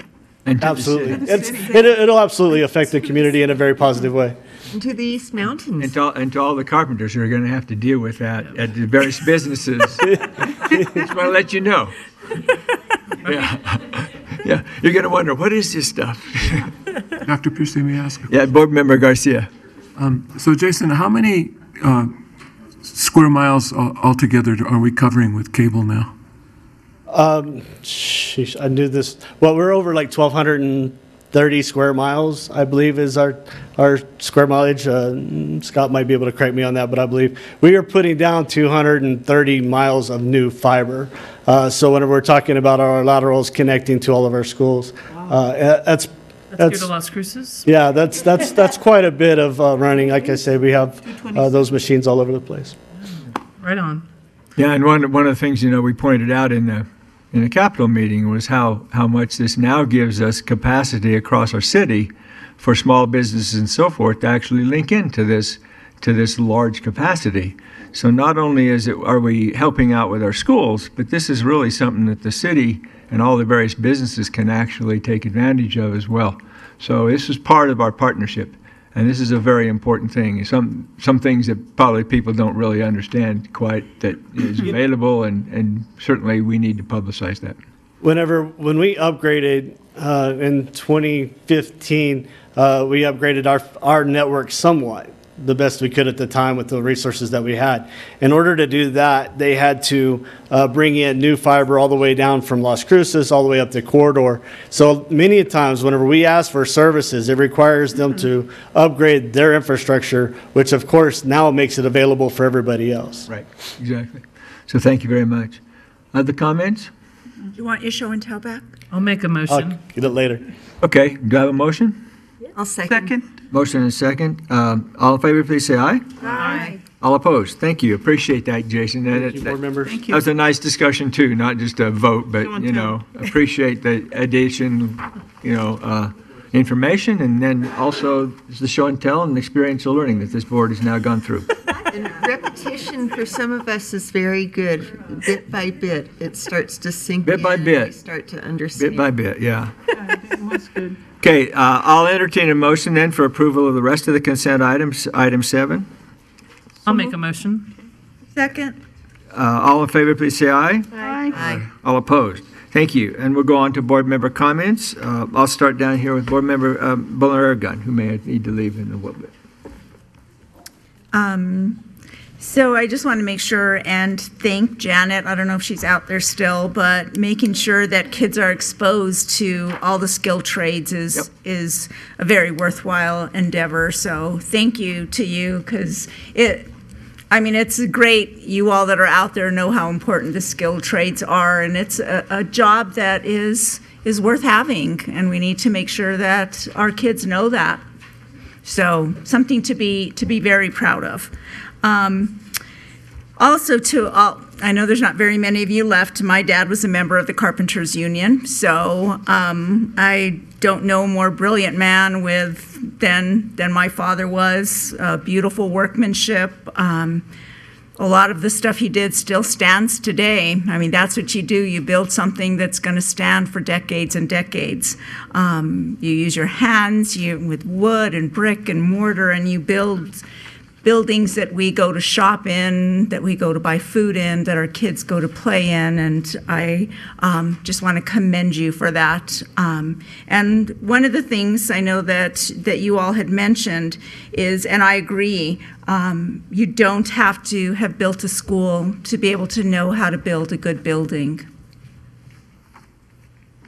So I want you to know that I totally and completely agree with that. And I think that's something that I am all for changing. I think that isn't a hard change. My dad did a lot of work on the base. He could build anything, and I'm sure you all have the same kind of talent that my father did. And thank you for sharing that with our children, with our city, with our state. Thank you from the bottom of my heart. Thank you. Board Member Peterson. Let's see, a couple of things. Thank you to the superintendent for the work that you're doing, and I appreciate the update and the information, and we have much to pursue, but thank you for launching in.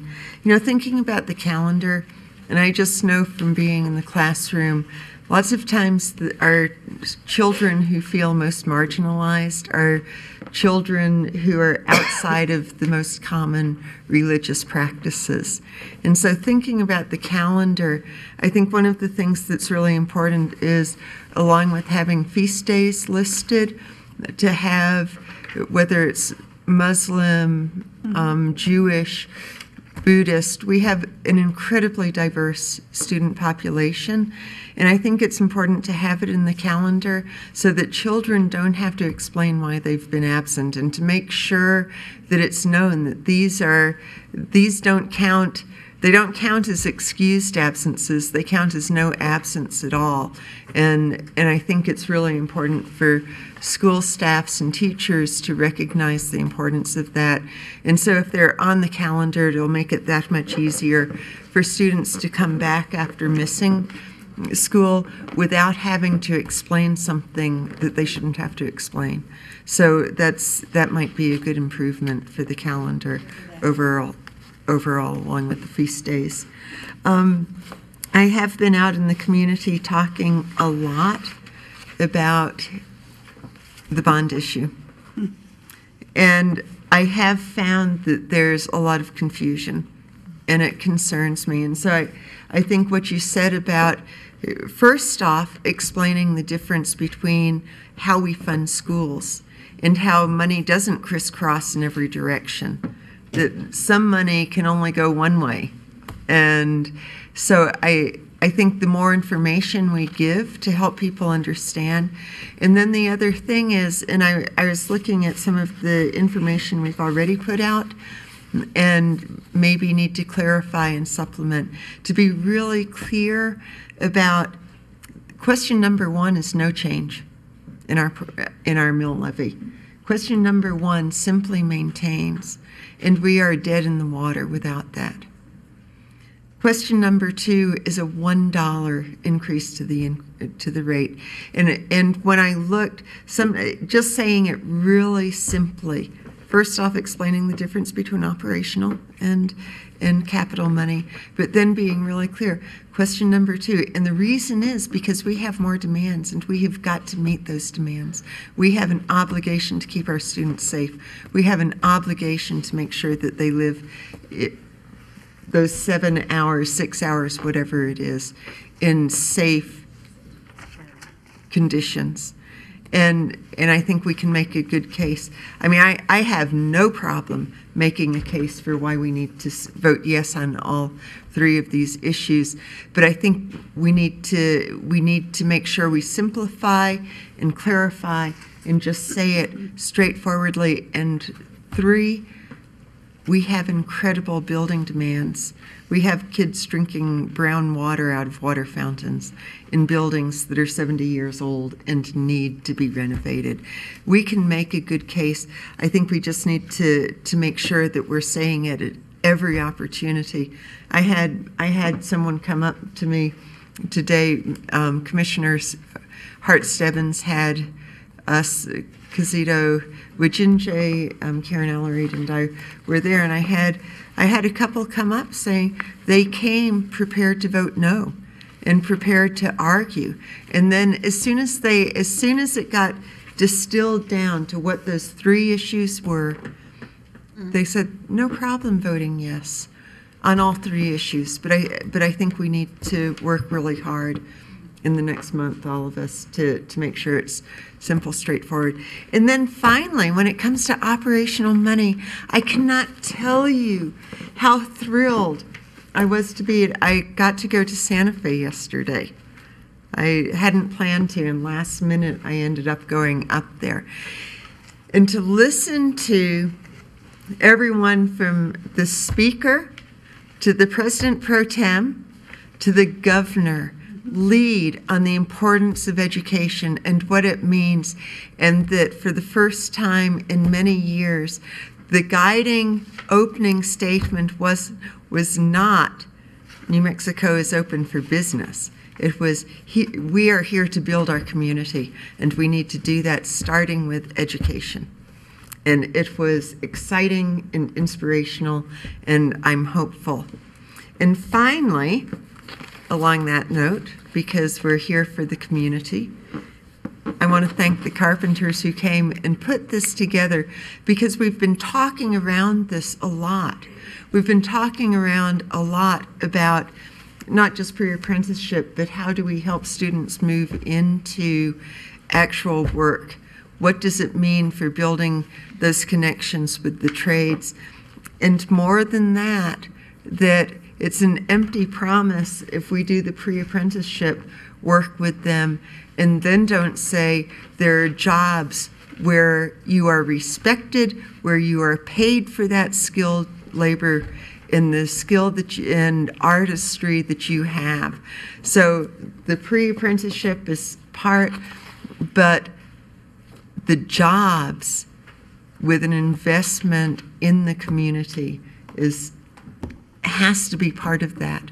And so I just want to thank you all for coming tonight, and this will help us, I think, really start looking at concretely what are we going to put into practice and policy. So thank you. Board Member Garcia. Well, I also want to appreciate the carpenters. It's very helpful to get this template to tell us where we have to look in terms of our policies. And my hope is that we'll be able to follow through. And there will be pushback. I cannot begin to predict how this will move forward, but I can tell you that I definitely will support this because I think it's about time. I really appreciated hearing Ms. Thompson's, Dr. Thompson's presentation this evening. It's very helpful to get a sense of, well, one, how big the job is, and two, how much has been done. I think we will have an opportunity to move forward thoughtfully, constructively, and I very much appreciated your update, Superintendent Reedy, simply because that gives us very practical information. I'm curious about the climate discussion, and I hope that we'll have a chance to hear from you on what we're finding out. We can't pretend that these issues won't happen without struggle. You know, whether it's issues around race, racism, or around how we do business. But I think that we can choose to assume that struggle is harsh and should be avoided at all costs, or we can assume that struggle is normal. It's just part of, I think someone, let me think who it was, Frederick Douglass many years ago said, people who want change and don't want struggle, it's like you want to do crops without plowing up the ground. So my hope is that we have a good opportunity to do a lot of plowing. We have a chance to move forward as a district. I think we have had some incredible luck and some amazing talent. Many of you who sit through these long meetings as part of your extra duties as assigned, I want to thank you because your leadership, your thoughtfulness, your skill, determination will move this district forward. You know, there was a comment about textbooks.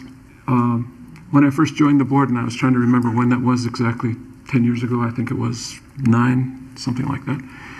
One of the things that came out that I hadn't known about was that many of the textbooks that were printed and used in school districts throughout the country were printed in Texas.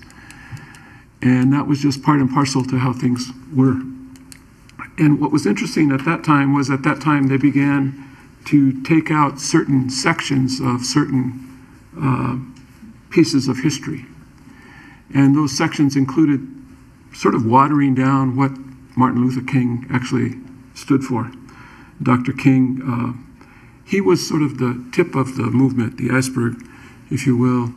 But the bottom part was the everyday folks in places like Mississippi and other places where ordinary people who initially with the civil rights movement thought, I'm not gonna have anything to do with that mess, is the way it was put. But people, these were heroines, Septima Clark and Fannie Lou Hamer. Fannie Lou Hamer is the person who, during the Democratic National Convention in 1968, went in and said, we're here and I'm going to claim my right to be here as a human being. She happened to be an African-American human being. New Mexico at one point had a choice in our history. If we look at our history, we'll see that it was kind of so-so if we were going to become a slave state during the process of the Civil War and what was happening. I think that we have incredible history to stand on, but there's lots that we have to look at that's going to be tricky to look at. Ways that we've been played against one another, ways that we have chosen the wrong side, if you will, or chosen what we thought was the right side, but turned out to be probably not the best way to move forward. So my hope and my prayers are that we will continue to move forward and welcome the struggle as we happily move into this next piece of work that we all get to take on. So thank you very much, everyone. Thank you. Board Member Yolanda. Board Member Yolanda. So, I first wanted to just extend my appreciation to Mr. Verlander for being here. He has been coming to our meetings and paying close attention, and I appreciate that that willingness to come in and listen and sit through our meetings, because they are very long, but it's very helpful.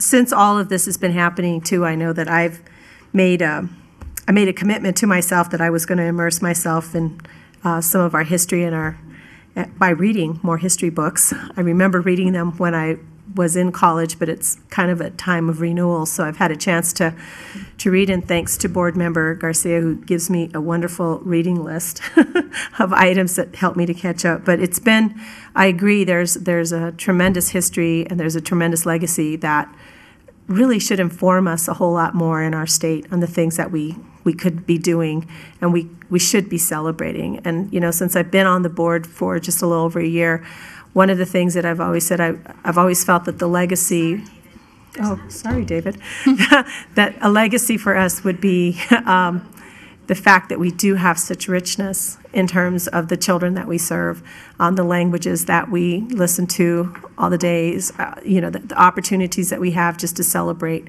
such a wide diversity. So I've made that commitment as kind of like my New Year's resolution on top of everything else that seems to be going crazy in my life.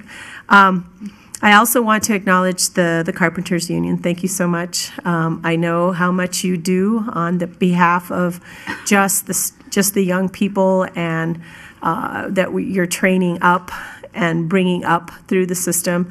That we see that all the time through Workforce Solutions, and we truly appreciate that step in.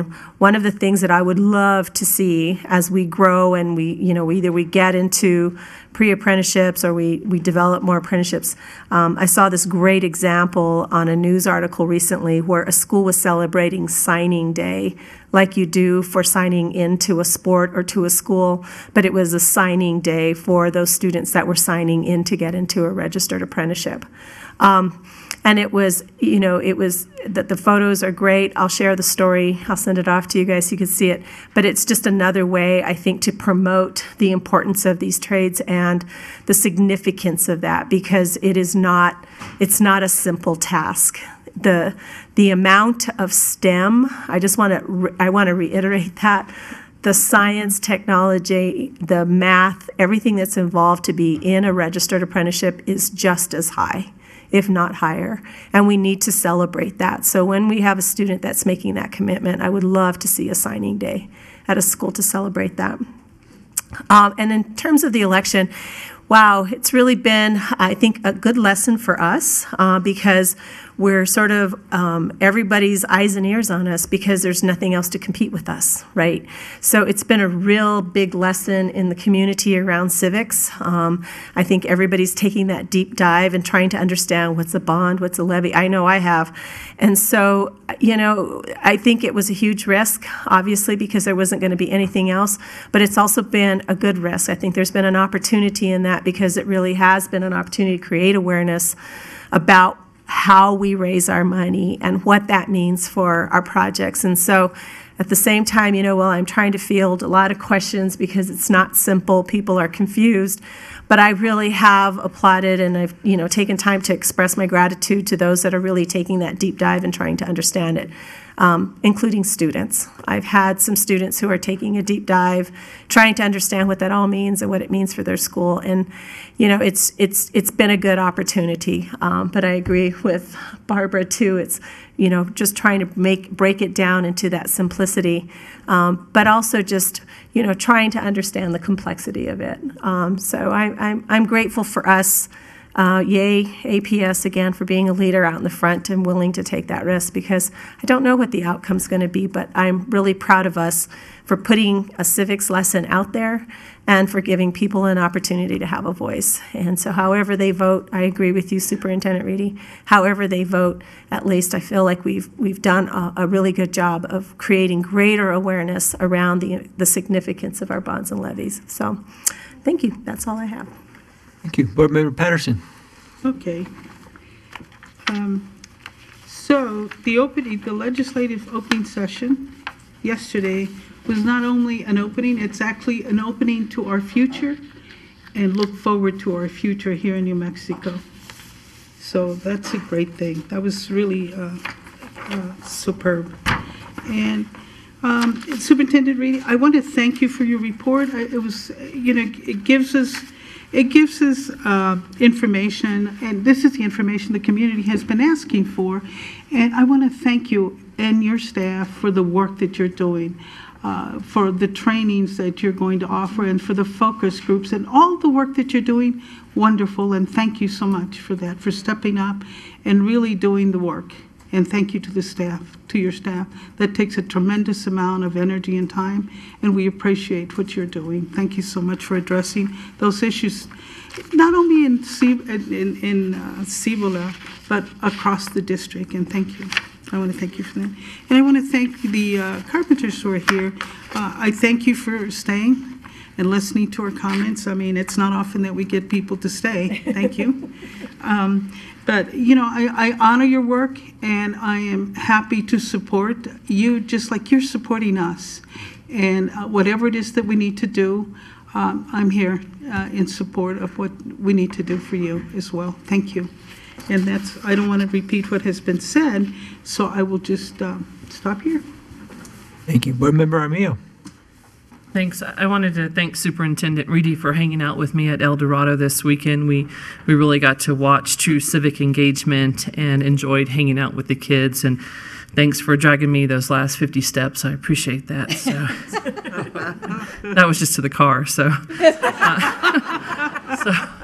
I truly think El Dorado is larger than C&M or UNM put together. So what an amazing campus. So. In reference to our bond election, I want to thank Yolanda for doing such an incredible job on the radio interview, and you really did a great job. I mean, she represented us really well with true conviction, true passion, and no cuss words. So I was and no crying. And no crying, right? There's no crying in bondage. So thank you again for the incredible job that you did. And again, you represented us incredibly well. And Barbara, in reference to what you said, I think there's a lot of misinformation out there on purpose, especially this time around. I feel like we are working double duty on correcting that misinformation, because I actually think APS did a great job on the clarity of everything and explaining everything, and our media has actually done a great job as well, so thank you for that. But yeah, I definitely feel like the misinformation is out there on purpose. We all know why, and we are working double duty, and we're committed to working double duty on that. So thank you for that, and thanks for what all of you are doing right now on that. So I'm also encouraged by the many efforts and partnerships I heard about tonight. A lot of that came out of the superintendent's report, and a lot of that came from our community members, so thank you for that. I love that the Carpenters are in the house tonight. We appreciate your support. We have it on record, too, that you committed to helping out on the bond election, so thank you for that. But what I'm most appreciative of is the dialogue that we've had, that you've had with myself over the last couple of years, and that you've had with the board this whole time.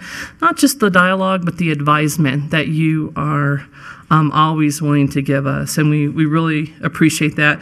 And we, too, as a board, are also committed to investing in our community, so we have that same critical mission that you do as well. So we look forward to working with you on this bid evaluation process and the next steps around this, and seeing how we can work together to do a better investment in our community. So thank you for that. I really appreciate it. And I especially appreciate Superintendent Reedy. Tonight's your night. So on giving us the updates specifically around cultural competency training, the anti-oppression training, the indigenous curriculum, and the partnerships in our Native American community, because it's definitely a concern that we've had. And we love hearing about the partnerships and what your staff has in play. And we look forward to participating in that as well. So thank you for that, and thanks again for all of our community comments tonight, and thanks for always being here to support us. Thank you. Thank you, board members. Great comments all around. I greatly appreciate it. You've taken most of my comments away. Thank you. It helps a lot. It cuts down this length of the meeting. I do want to thank my carpenters here. I've talked with Matt and Brian a lot, and thank you for your support. I think your requests are certainly reasonable.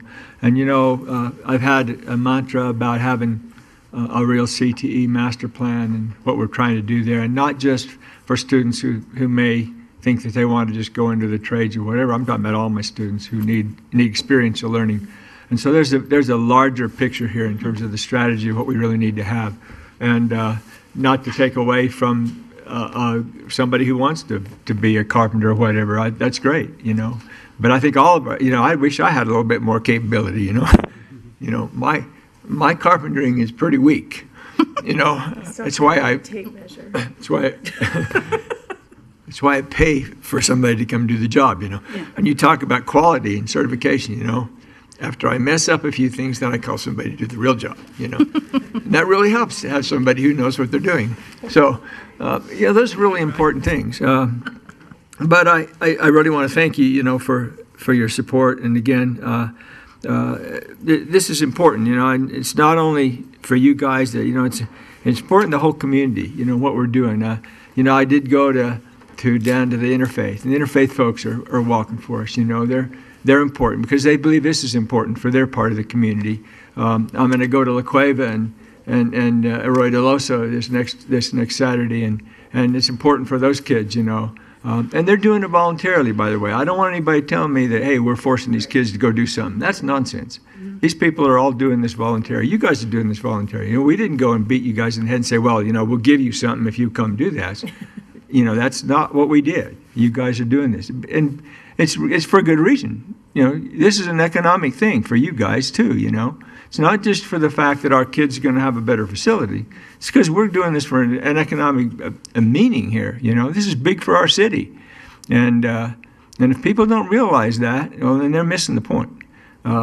Relative to our message, we're working on, I know we're working on a kind of a master communication capability, a real strategy. You know, how do we really get the message out? I know we talked about that as a board a lot.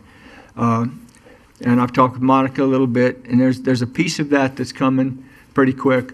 But you know, this whole idea of how do we really make sure that the message really has gotten out? How do we work with the media? How do we work with our communities? How do we work with our public so that they know what really the situation is, and they can go to some place and really know that.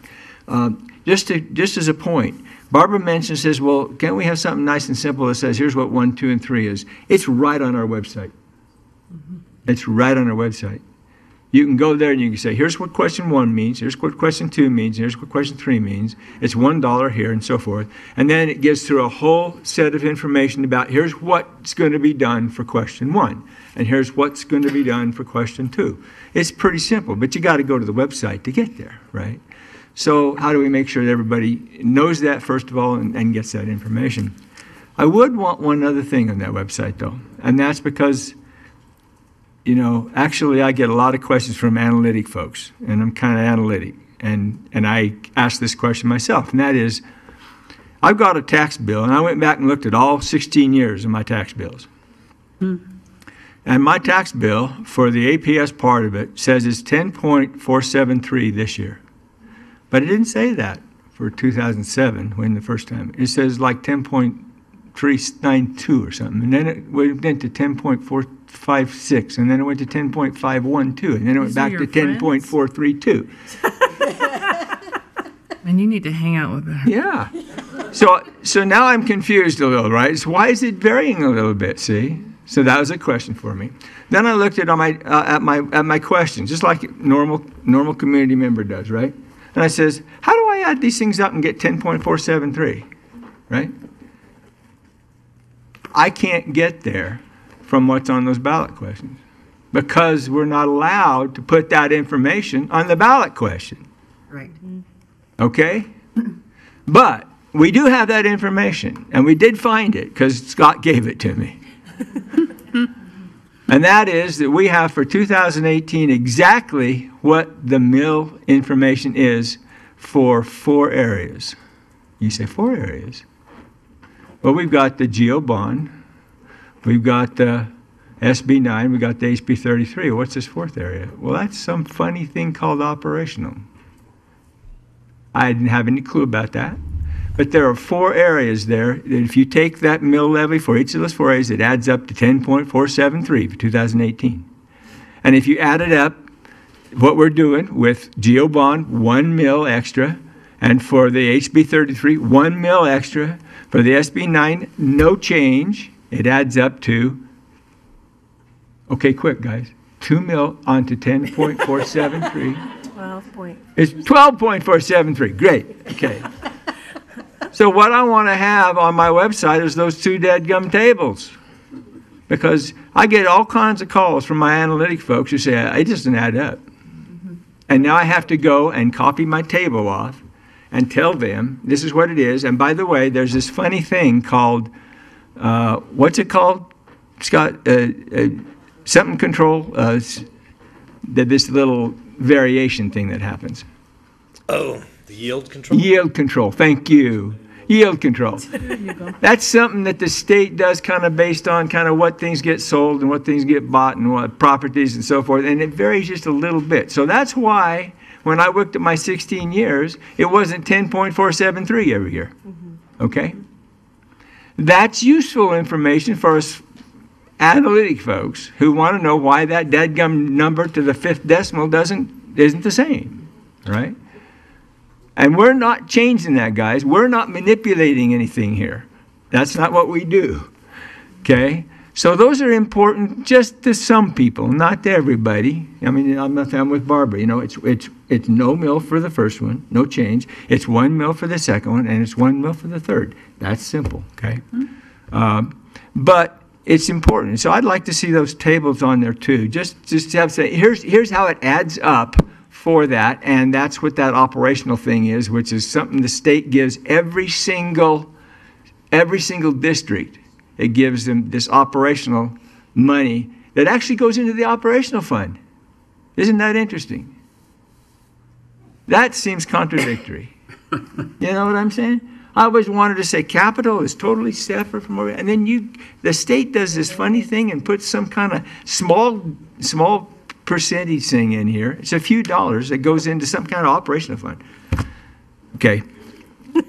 So the point is, yes, there's some confusion here, and I had some confusion, right? I'm still confused. And there's still some confusion. Now we are. I think I'm a little bit more. Now it's worse, huh? Thought I had it. But I think if you have the table and say this is how it adds up, at least for people that want to know how do you add up these mill rates for the different areas and get what 10.473 or 12.473. That would be useful. So I'd like to see that. But you know, I really appreciate also obviously our wonderful art here. Holy Toledo! You know, this is great stuff. It's much better than what our board art was. Although I would like to maybe see a before and after. You know, I think that's good. That represents progress. May I suggest something? That Yes. each board member, as they walk down the hall, get one of those little Velcro ribbon things and put it on you so that you will remember during the meeting that this is the thing you're going to be focusing on. I see, yeah. And you put it back. Yeah. Oh, put it back. We have to put it back. Okay. I thought you were suggesting a change right away. Yeah, I thought No, you was please. gonna add something. But and the KNW and KNME simulcast, it was fantastic. I thought they did a great job. I want to thank the staff so much, and our board member here. She was fantastic. She was absolutely fantastic. She was right on point. She was passionate about what it was the issue. And those are the things, these are the emotional things that affect people, right? These are the kinds of things that affect people. I mean, I can talk about the numbers all day, and that's, you know, but the emotional aspect of what it is that we're doing is really important. And I think Yolanda really did capture that. So thank you much. It was a great job. So anyway, kind of in wrapping it up, I want to let you know my wife is doing well. Yay. I was going to ask you that. She had a left knee replacement Monday, and Monday a week. And I'm a little tired. Yeah, he is. So yeah, I need a lot of prayers. I'll tell you a little story. Yeah. She was doing absolutely great. I mean, things are going well. you know. I mean, she's handling the pain well. We're having good conversations. Everything's great. Then my oldest son calls. Brad's from Baltimore. He calls every Sunday night. My younger one never calls. So anyway, my older one calls. Well, just hearing his voice, she just couldn't handle it. She broke down. So now she gives the phone to me. So now I'm having to talk to my oldest son. But my oldest son had a lot to say to me because he thought I was really beating up on my wife. Oh, no. Whoa. So this work on the board has really been important because I've learned to take criticism better. I've learned to be more patient with my answers, you know, without being too critical of, you know, it's hard not to be defensive. And that's almost the first thing my son said. Says, Dad, he says, you know you're supposed to take care of my mom. And he says, you can be defensive sometimes, you know that. So it was a good discussion. But I do appreciate all the prayers, and I appreciate the fact that you know, you all have been concerned and looking out for people like me, and you know, I know that everybody has some of those concerns. I know, you know, Board Member Garcia has his own, you know, concerns too with his wife, and you know, we all have these things that we deal with, and so we are human beings, and it's important to understand that. You know, we have our issues, and we have our problems, but I think that's, again, part of why we're here and part of what we're doing for our students. And people that don't think that's true don't understand who we are and who we are as APS. And so I want to thank the staff and everybody for what you're doing. I think we are here for the students. I think we're here for our teachers. And I certainly look forward to the community understanding that. So thank you again, you know, carpenters. Thank you, Janet, for what you're doing. Thank you for that. So with that, I'll close it off and appreciate, again, board members and all your comments. So the next Board of Education meeting will be held Wednesday, February 6th, 2019 at 4 o'clock here. And then the next special education meeting will be Monday, January 28th at DeLeo Martin. With that, we are adjourned. Thank you. Thank you. Thank you. Thank you. You want it all? No, I just need a couple pages. Oh, I need an extra. I need an extra.